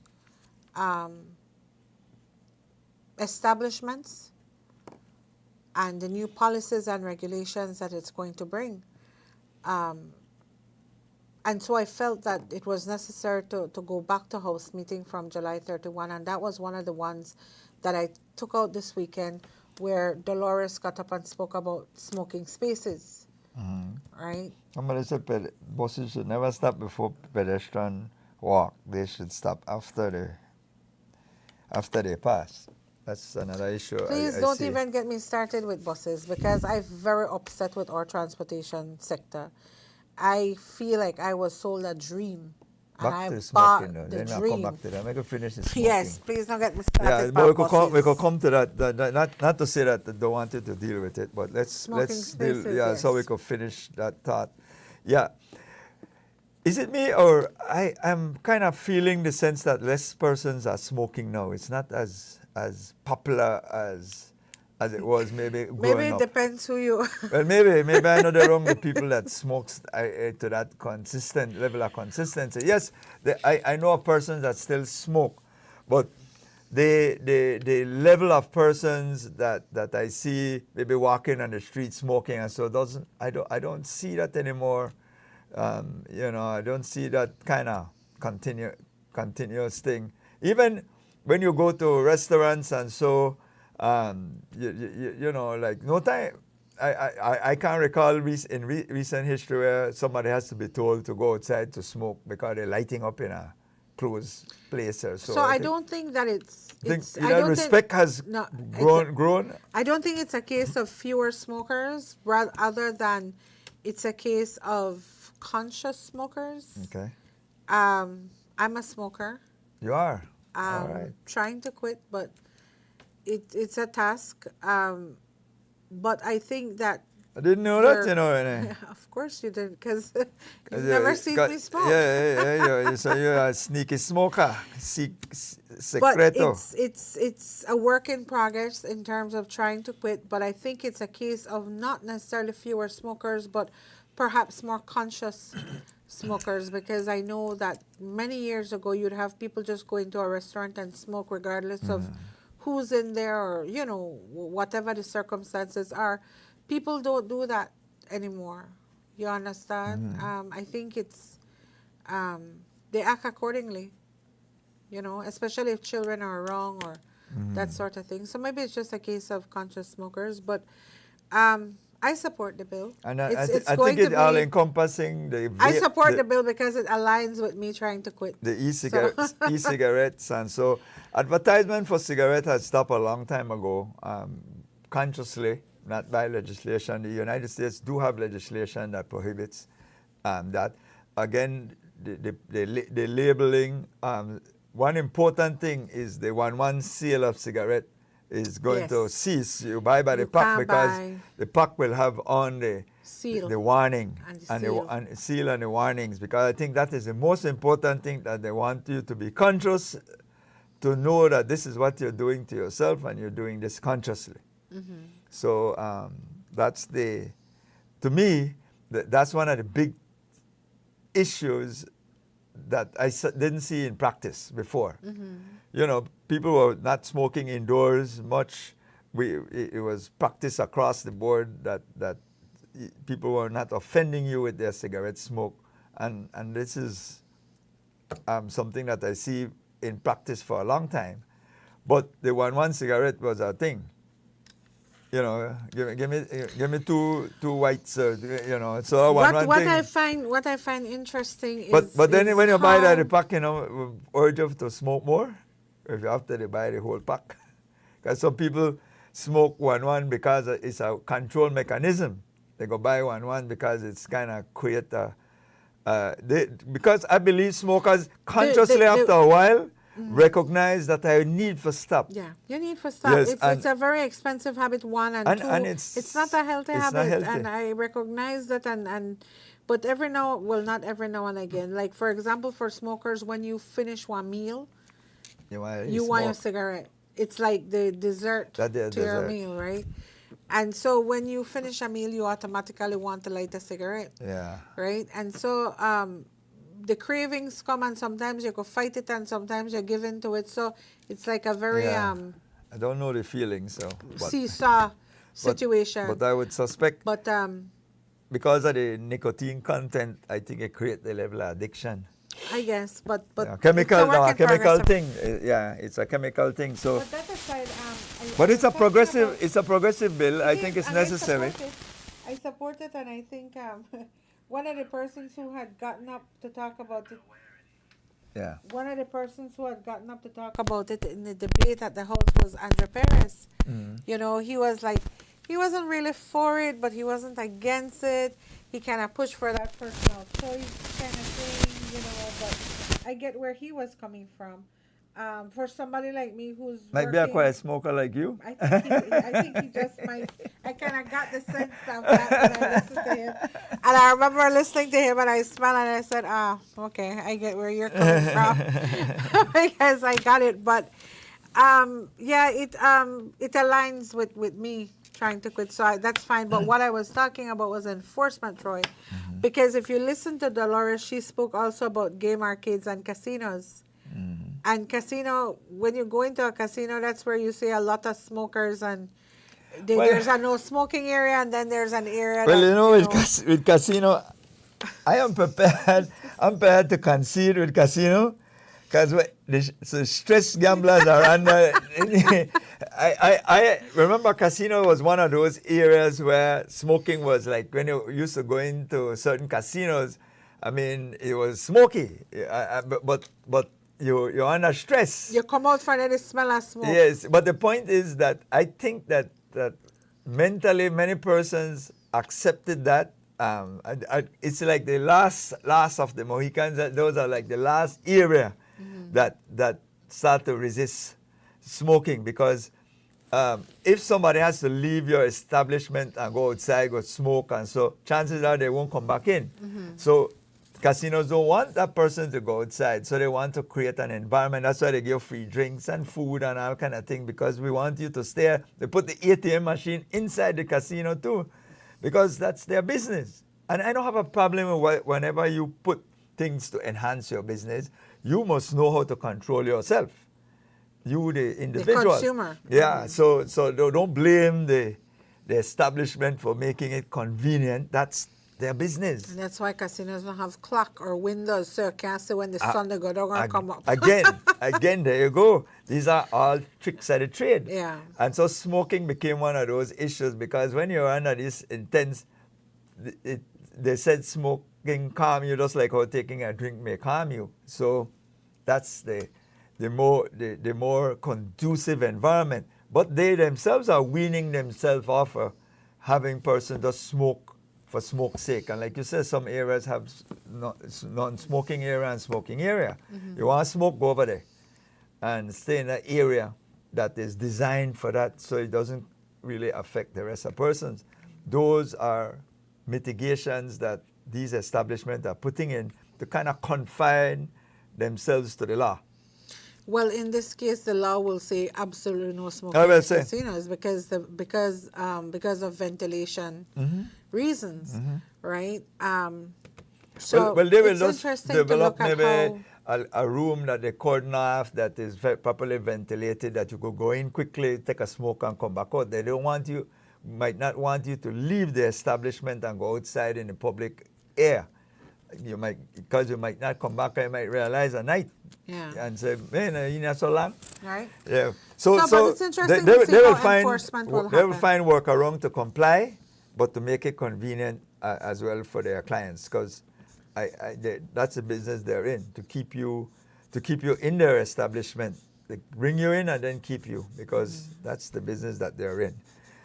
So that aside, on the geopolitical landscape, we don't know.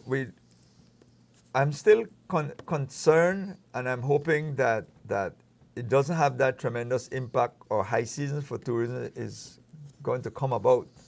And I'm hoping that we're going to be flourishing in bookings because of the United States and its own inflationary components that are affecting them. There's no there's no end in sight of this whole conflict with Iran in terms of the blockage of the Strait of Hormuz, because the Iranians seem to have found themselves in a driver's seat, and they are dictating much of what is happening there. And every now and again they will saber rattle, and then the U.S. will saber rattle back with them, and so this just keeps. Oil prices seem to be a bit stable. Not going down drastically, but it seems a little bit stable. Stable is good. And so it lends Stable itself is for a okay. little bit of calm. Yeah. For the most part. So I'm hoping that the whole conflict situation, at some point in time, diplomacy will kick in, because the Iranians know that they have an advantage. The midterm election is coming up for the United States. So if they can hold the line... That's November, no? That's in November. If they can hold the line during that period and things get desperate for the party in power, they may well get some concessions that are within their favor. So all of that at play it determines how the global economy is going to look.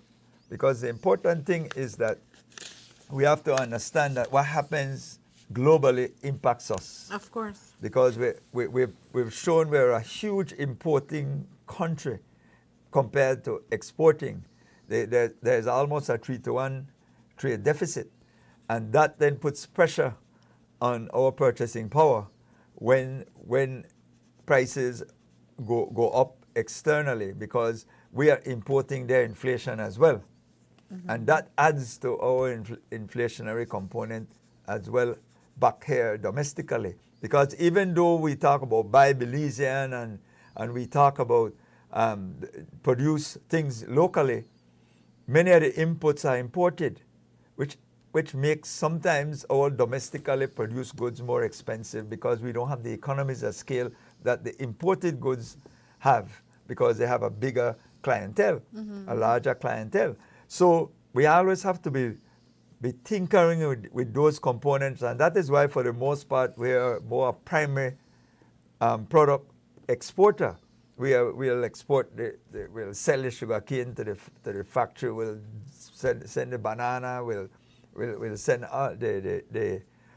the marine products all in their raw state, because we don't have the value added component, and it's so expensive to do value add, and we don't have the market to be able to sell it to. Especially first you have to have your domestic market. You have to conquer your domestic market, and then you could export. But if your domestic market is minuscule, you tend to not want to get into that business, because when you do your cost benefit analysis, you'll find out it's better just import it and done. It's cheaper. So those are some of the components that we are faced with. And then remember, because of how we are strategically located, we have the Chetumal and the Belcher on our borders that come from a country where economies of scale are in play. So their goods tend to be cheaper. That's why government now is putting in place these GST-free weekends to kind of create an incentive, at least during the peak times like school this and weekend Christmas. Yeah, school and Christmas. So this weekend is a GST-free weekend, because that's what I was leading to kind of urge Belizeans to not only spend their dollars here, because when you spend your money here, it works and stay here, it goes into our banks if there's profits, all of these things. So the benefits are here. But on top of that, you're able to stretch your dollar and keep employment for people as well. Because if we support local businesses, then those local businesses hire Belizean local people. You know, so it's important that all segments of our economy work. When you take it to Chetumal or you take it to Melchor, you help the Mexican and the Guatemalan economy, not Belizean. Not do nothing for the Belizean. Yes, you get your product and all of that. And that's why it's important that we try to be, as the business sector, merchants et al., that you try to be conscientious in terms of your pricing. We understand that you have your level of expense, whether it be utilities, whatever it is substantial. So we have to be very, very conscious of that, all right? So CW had their AGM last weekend. This weekend. This weekend. Leonora Flores was reelected as the president. And I understand PSU is having their AGM this coming weekend. And well, they have election for president. I'm not sure if they do, you know. I'd have to look into that. But I don't they think have so. a term limit on presidency. I think you could serve 2 terms, but I'm not sure if there's going to be. Sometimes you have AGM, but you don't necessarily have election of officers, or they have stagger, where so you don't let go everybody all at once, no? And then you have some level of continuity. But back to that, one of the things that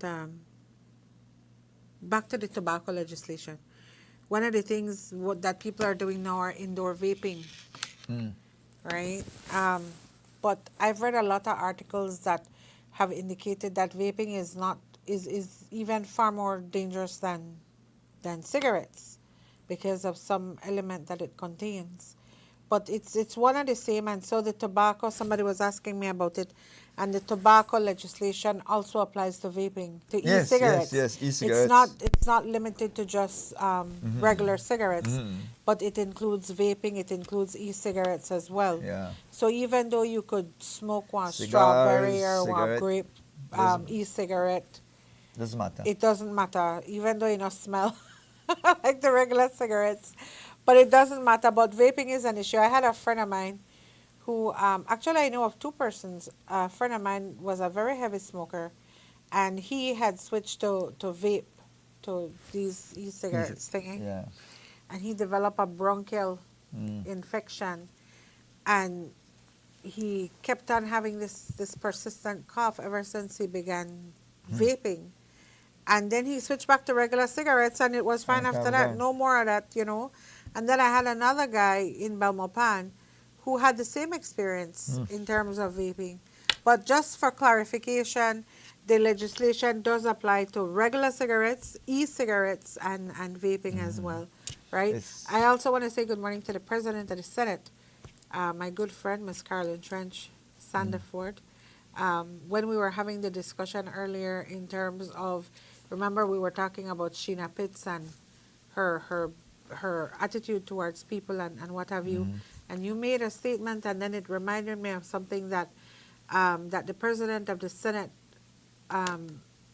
has been saying from the time I met her, that the way we behave in opposition is exactly the way we're going to behave in government, in power, and perhaps even worse. You know, so you have to look at that behavior in Scary, scary. opposition, because opposition is essentially Government in waiting. exactly. So you should be humble. Service requires humility. Yeah. You know, and you have to indeed. look at that. But please go to your break, Troy. 24 minutes to 9 o'clock. We take a break and we come right back.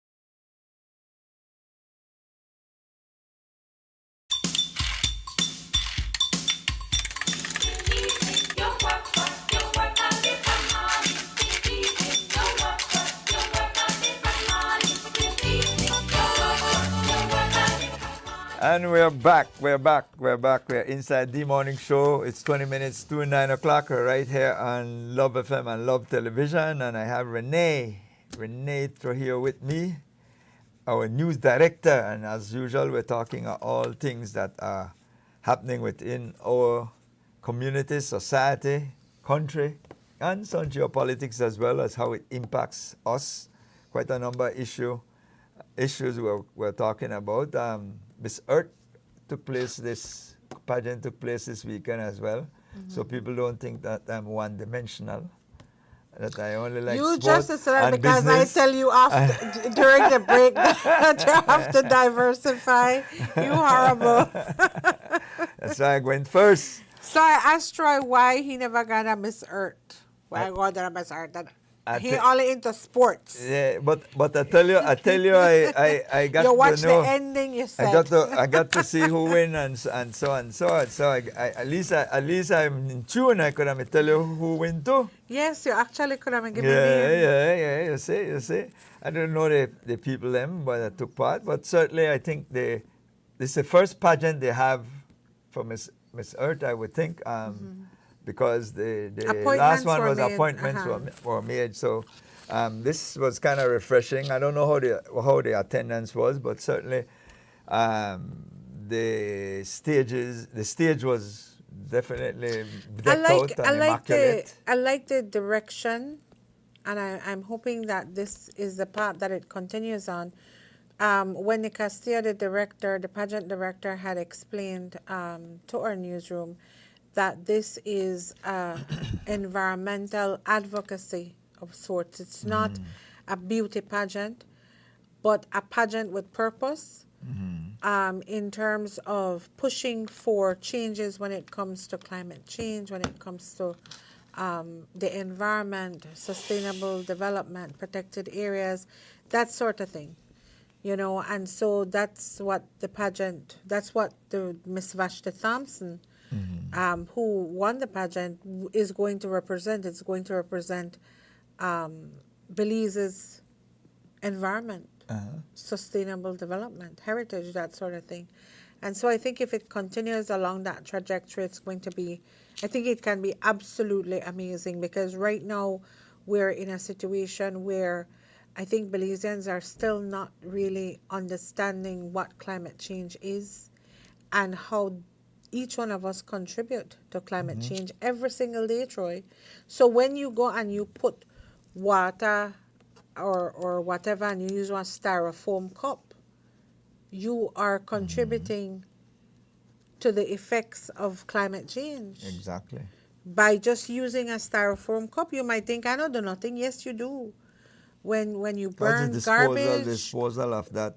Exactly, it takes many, many years for it to really and truly, and plastics as well. And when you burn garbage in your backyard and you burn garbage or, that sort of thing, you're also contributing to the effects that we're seeing in climate change. Remember when I said in a Creole, one full basket? Yeah, because we like to take this approach as though we small man, the big one they do that. I know we did whatever little we're doing is not impactful. It's not just the industries; it's us as well. Our personal habits, our everyday habits, Well, is we what see contributed. we So see imagine we now. see the fish kill. 1 second, when I get to that right now, but because when you those look are at the all- millions of people, if I look at it, that's just one styrofoam cup. But imagine Everybody do that. everybody did that. 8 billion. 8 billion people. If 10 million out of that do it, imagine 10 million styrofoam cup. That way you have to try, see how you get rid of 10 million plastic bags. And then worse when you throw bottles on the side of the highways and they end up in the sea. And then it start affect marine life. Then manatees get caught up in and then plastics. They end up the garbage end up the hamper the environment where part they live. So every time you throw something through a bus window or through a vehicle window on the highway and it could land up in the river, it could land up in the sea, you're polluting as well the side of the highways, the roadsides, when you use one-time plastics. One-time use plastics, when you use styrofoam.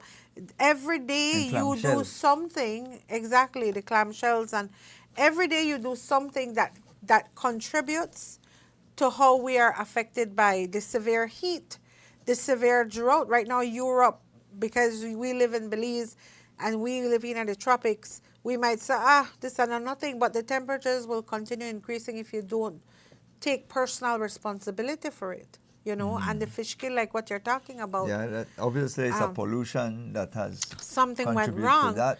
And up to Friday, when the Ministry of and the Department of the Environment issued a release, I understand that they still have not identified the source. I have been reading reports that it's a certain factory in the area that apparently released some contaminant or some refuse that has created the pollution, but I am not about to get sued and say, oh, that your fault that you got released this, because You don't- I have absolutely no evidence that it is And, that factory. I'm that hoping did that there would have been either admittance or a discovery, so we know not to have it happen again. Because the good thing with river is that there's a level of runoff, so eventually it's going to clean cleanses- itself. yeah, it cleanses itself. But the point is that you want to make sure that there's not a reoccurrence. Right. And so the company, I guess I can say it because they did issue a release last week.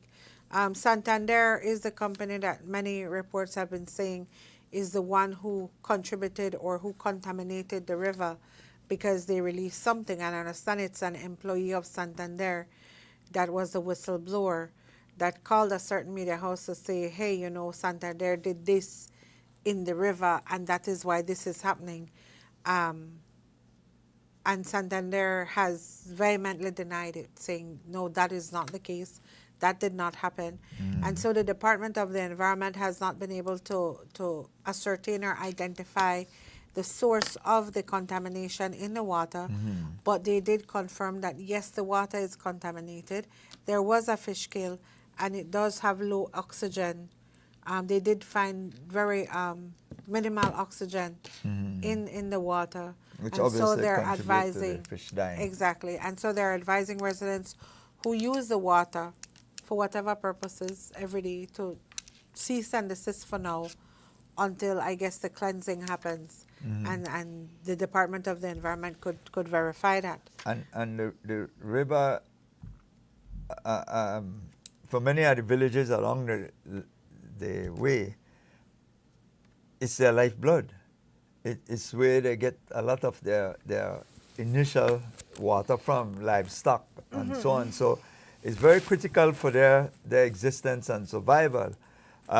We've been assured by Belize Water Services Limited that the water that they process at Double Run is not in any way affected by this. Same from the Boyne group, who also we are told get water from the river as well. Correct. And therefore They too issued a they release. saying, yeah. because it's necessary to do so to not only instill confidence, but to remove the fear that persons have, because we rely so heavily on these products that is produced, the water products, both for drinking in the case of the Boyne and in the case of EWS, drinking and other use as well, you know. And so it's important for the authorities, and this is one of the things that I continue to say, that the government and its authorities always need to get in front of these stories, because if you recall, we are the one that broke the story here last week Monday about this fish kill early in the morning around 6:30 or thereabouts. We spoke to the chairman of Doublehead Cabbage at the time, Roman Makaluk, and they said they were noticing this even before the authorities got involved. So, but we're making a lot of time lapse without a level of discussion. Oftentimes we try to not want to respond because we're waiting to be perfect, and that is always an enemy of the good. We need to be able to, in the first instance, make people know right away that we're on top of this situation at minimum. It took a while, but of course, yes, a day or two pass before we start to get any sort of serious comment coming out of the authorities. We need Not to be really, quicker. not really, Troy, because Monday, when we broke that story, I sent a team out to River Valley and we did an interview. I think the officials from DOE who were on the ground were not authorized to speak on the matter. They were just there testing the waters and they were the technocrats essentially. Okay. And the chief environmental officer was out of the country or on vacation. And so you had the deputy. And so on that very same day, we were able to get a release from the DOE in the evening because I remember having to hurry insert it in the news because it came in a bit late. But as assuring people that they're investigating the situation and what have you.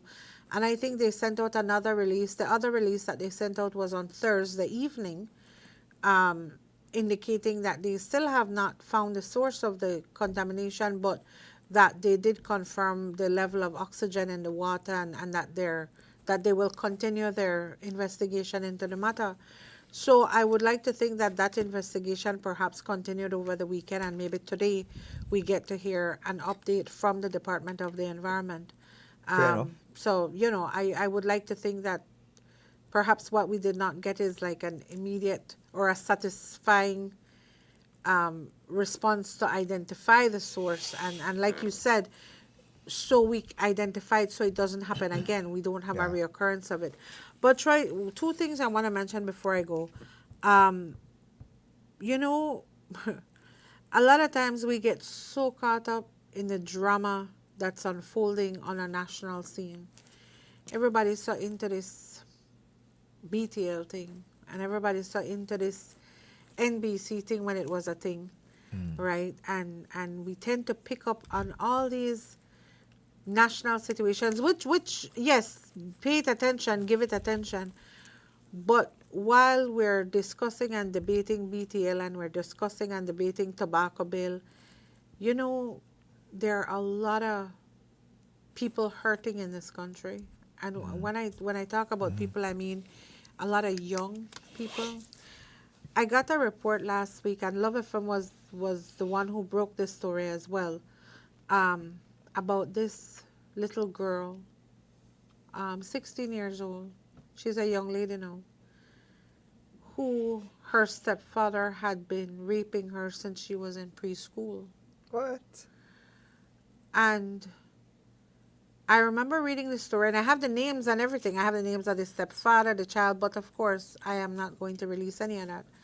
And on May 28th, I guess the young lady had enough and couldn't do it anymore, couldn't subject herself to continue being raped and abused by her stepfather. And so she sought help. And she was able to go to the police station with a social worker to say, you know what, I've been the victim of rape and child abuse, essentially. She said that her stepfather had raped her so many times that she lost count. Man. And that this has been happening from the time she was in preschool. And Imagine preschool. exactly. And it hurts me to the core that we seem to be putting so much emphasis on these things. Not that we shouldn't, but we seem to be forgetting the young people who really and truly, as cliched as it may sound, is the future of Belize. You imagine how traumatized this child is going to be, how hurt this child, and it, that saying that says hurt people is not a lie, because chances are she might not want a marriage or a family because of all she has been through, and and becomes another person just hurt and affected in society with absolutely no help. She's been referred to counseling, and I'm hoping that she gets proper counseling, because it doesn't end there, Troy. She was pregnant twice. Wow. Once in 2024 and another time in 2025, if I remember the dates correctly. And her mom gave her abortion pills. Her mom helped her get rid of the pregnancy, which tells you that her mom was aware. Because how did your child get pregnant? Exactly. Who impregnated your child?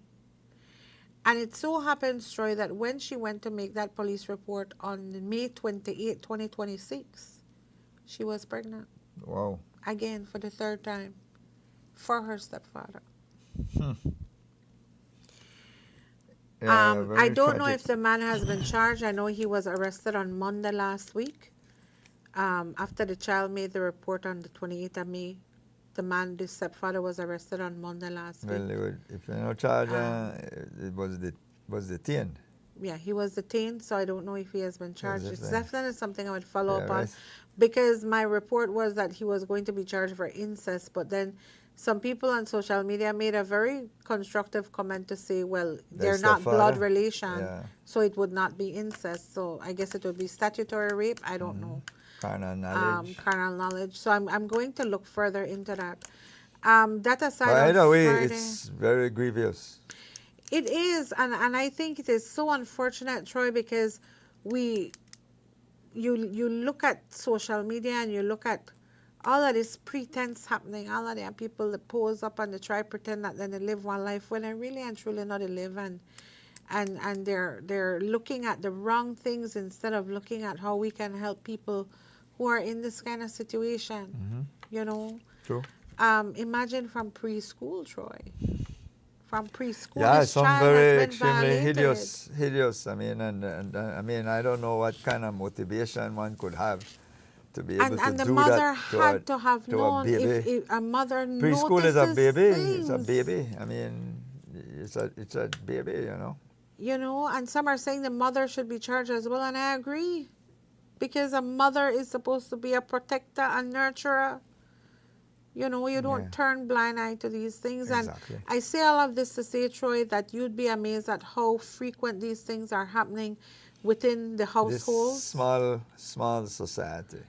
You know, a lot of young people are being hurt, and I tip my hat off to this young lady, and I send hugs to you and positivity to you, because I know it couldn't have been easy to come out and Yeah. speak The up for stigma yourself. that goes with that. You know, and so I'm very proud of you, and I wish you all the best. There was another incident on Friday where the child sought refuge in the river to run away from the swarm of Yes, bees. yes. 21-year-old. I read the reports on the other media houses. They were claiming she was 17 and 19 and whatever, but her passport actually says that she was born, I think it was 2024, if I'm not mistaken. 2024. Yeah. You Sorry, know- 2004. One second. Let me Okay. just check that to make sure. Yeah, 2004, but around 21, 22. Let me just check her Depending on the month. passport. She was born 2004, sorry. Yeah. 2004, February 24th, 2004, which would make her 22. At least 22. So she's depending on the 22 month. years old. Yeah. Some of the media houses were saying she was 17, some said 19. But her passport gave her correct age. So she's actually 22 years old. So apparently she and her dad were walking along the highway. They were walking their dogs. Oh my. And they came under attack by a swarm of bees. Both of them ran in separate directions. The girl ran towards the river, jumped in the river. Coast Guard was called out. Police were called out to go and help. Michelle Rodon, very socially active in terms of pushing for social needs. She's an animal lover, so she's constantly on Facebook about animal welfare. And in this case, she sounded the alarm just after midday on Friday, saying that, you know, this family needs help because of XYZ.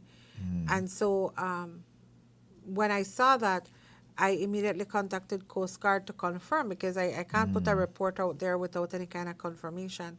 And Coast Guard said, we just got the call, we're deploying now. And so we were able to begin following that story. Yeah. So I sent a team out there, and my team were out there until they were able to extract the body from the river. The child didn't make it. The father was bitten. I understand had to be hospitalized. right?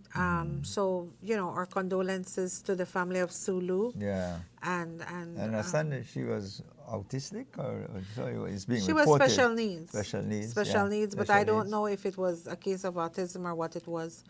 Okay. I don't know that was even irrelevant. No, I'm it's sorry, not, relevant. It wasn't sorry. relevant. It wasn't relevant No. in terms of that. Well, going.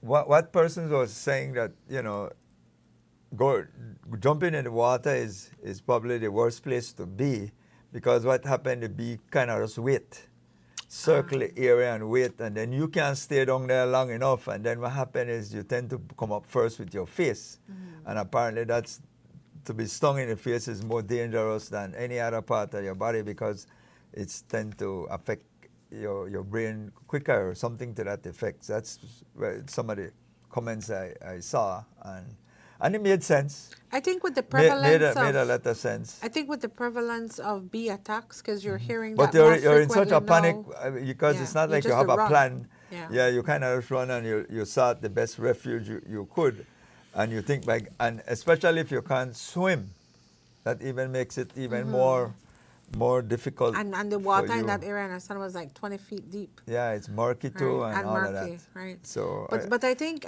talking, just kind of segueing a bit from what you're saying, this is where public awareness comes in, because for example, with the prevalence of bee attacks, we're hearing this constantly, more so now than ever. I think it's perhaps not the first person that has died as a result. no, and I think there was one down south as well that I had reported on. I think the Ministry of Health or perhaps the Ministry of Agriculture need to invest more in public awareness in terms of letting people know how to navigate when you're being attacked by a swarm of bees. You know, the same way NEMA needs to talk to or put out public awareness in terms of if there's a tsunami, what do you do? You understand?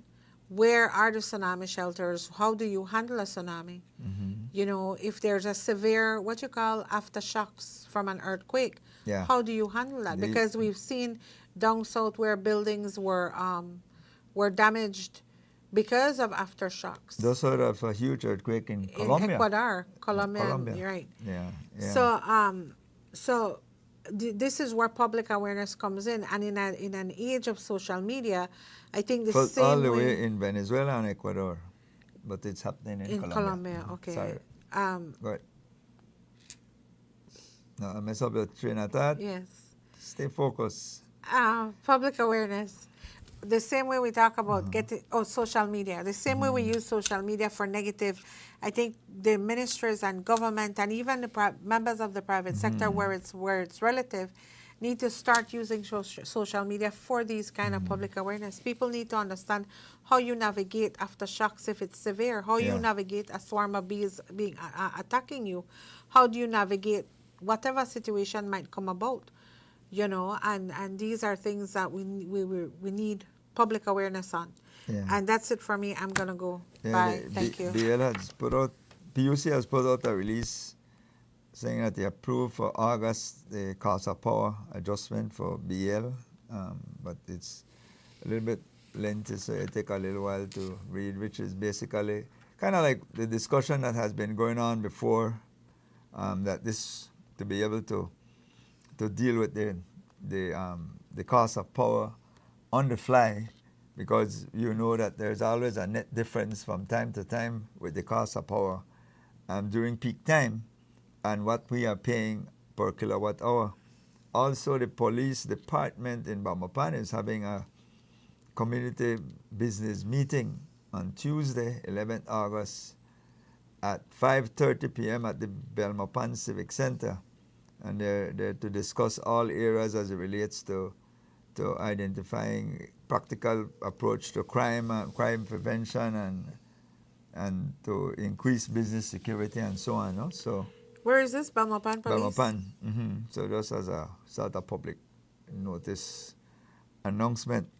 And so I think that brings us to the end. We're now 4 minutes after 9 o'clock, so we got to get out of here, Renee. Renee! Make sure I say it correct. Get it said correct. 5 minutes after 9 o'clock.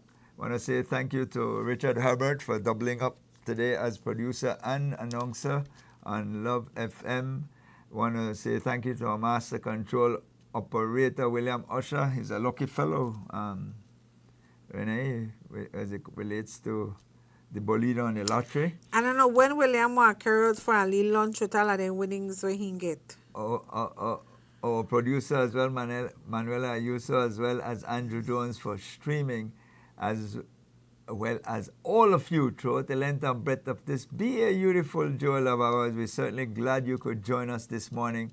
If you're streaming, certainly we welcome you. It is August the 10th.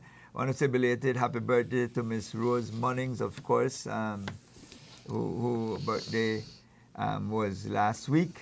And so she had a nice little party to celebrate her 85th year along with us, and still going strong. I think Mr. Bertie Ellis passed away. He was 104. Yeah, thereabouts. Definitely 100 and something. So again, condolences to his family as well. And, you know, we need to learn the secret of long life from him. It's 100 and odd is certainly quite a long time.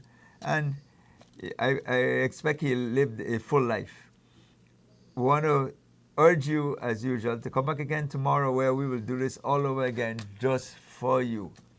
We do know you have choices where you get your engagement and information from, and we're always glad that you choose love.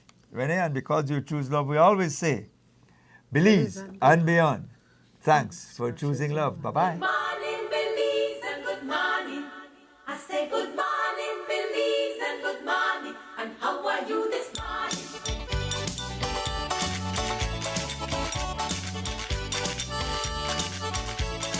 Get up every morning, like go to work and get the light. Get up every morning, like go to work and get the night. I got to big